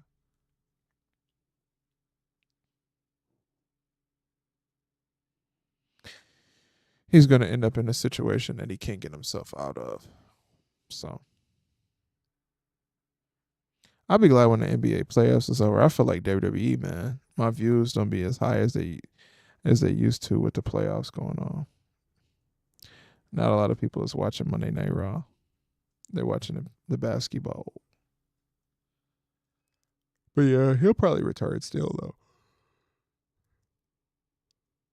Oh, it's about that time, folks. All right. I appreciate y'all coming to the Monday Night Raw watch party.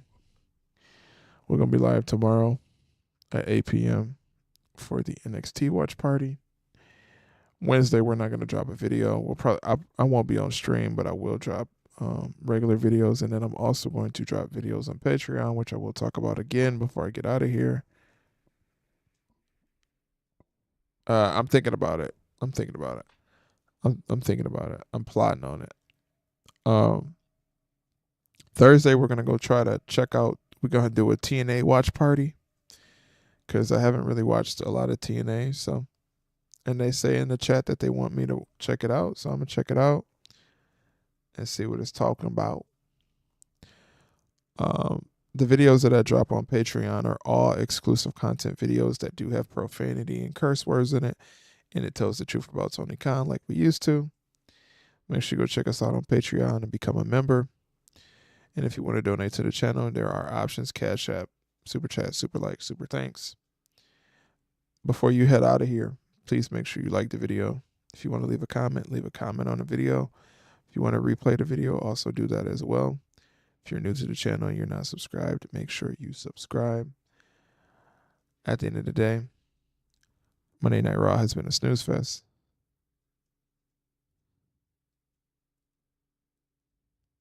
All right, bet. Yeah, Micah, come on in on Thursday, and we're gonna watch TNA together. So come join us on Thursday. We're gonna watch TNA. We're gonna get it lit. Tomorrow we're gonna watch NXT. I appreciate y'all joining the stream. Have a good night. Shout out to my dogs in the chat, the Master Marks Militia and the AEW Pack Smokers. And a day one doggy bones. Y'all make sure y'all have a good one. If y'all haven't ate dinner, go eat some dinner, drink you some water, take your vitamins, like Hulk Hogan said. Shout out to those AEW Pack Smokers. I'm out this.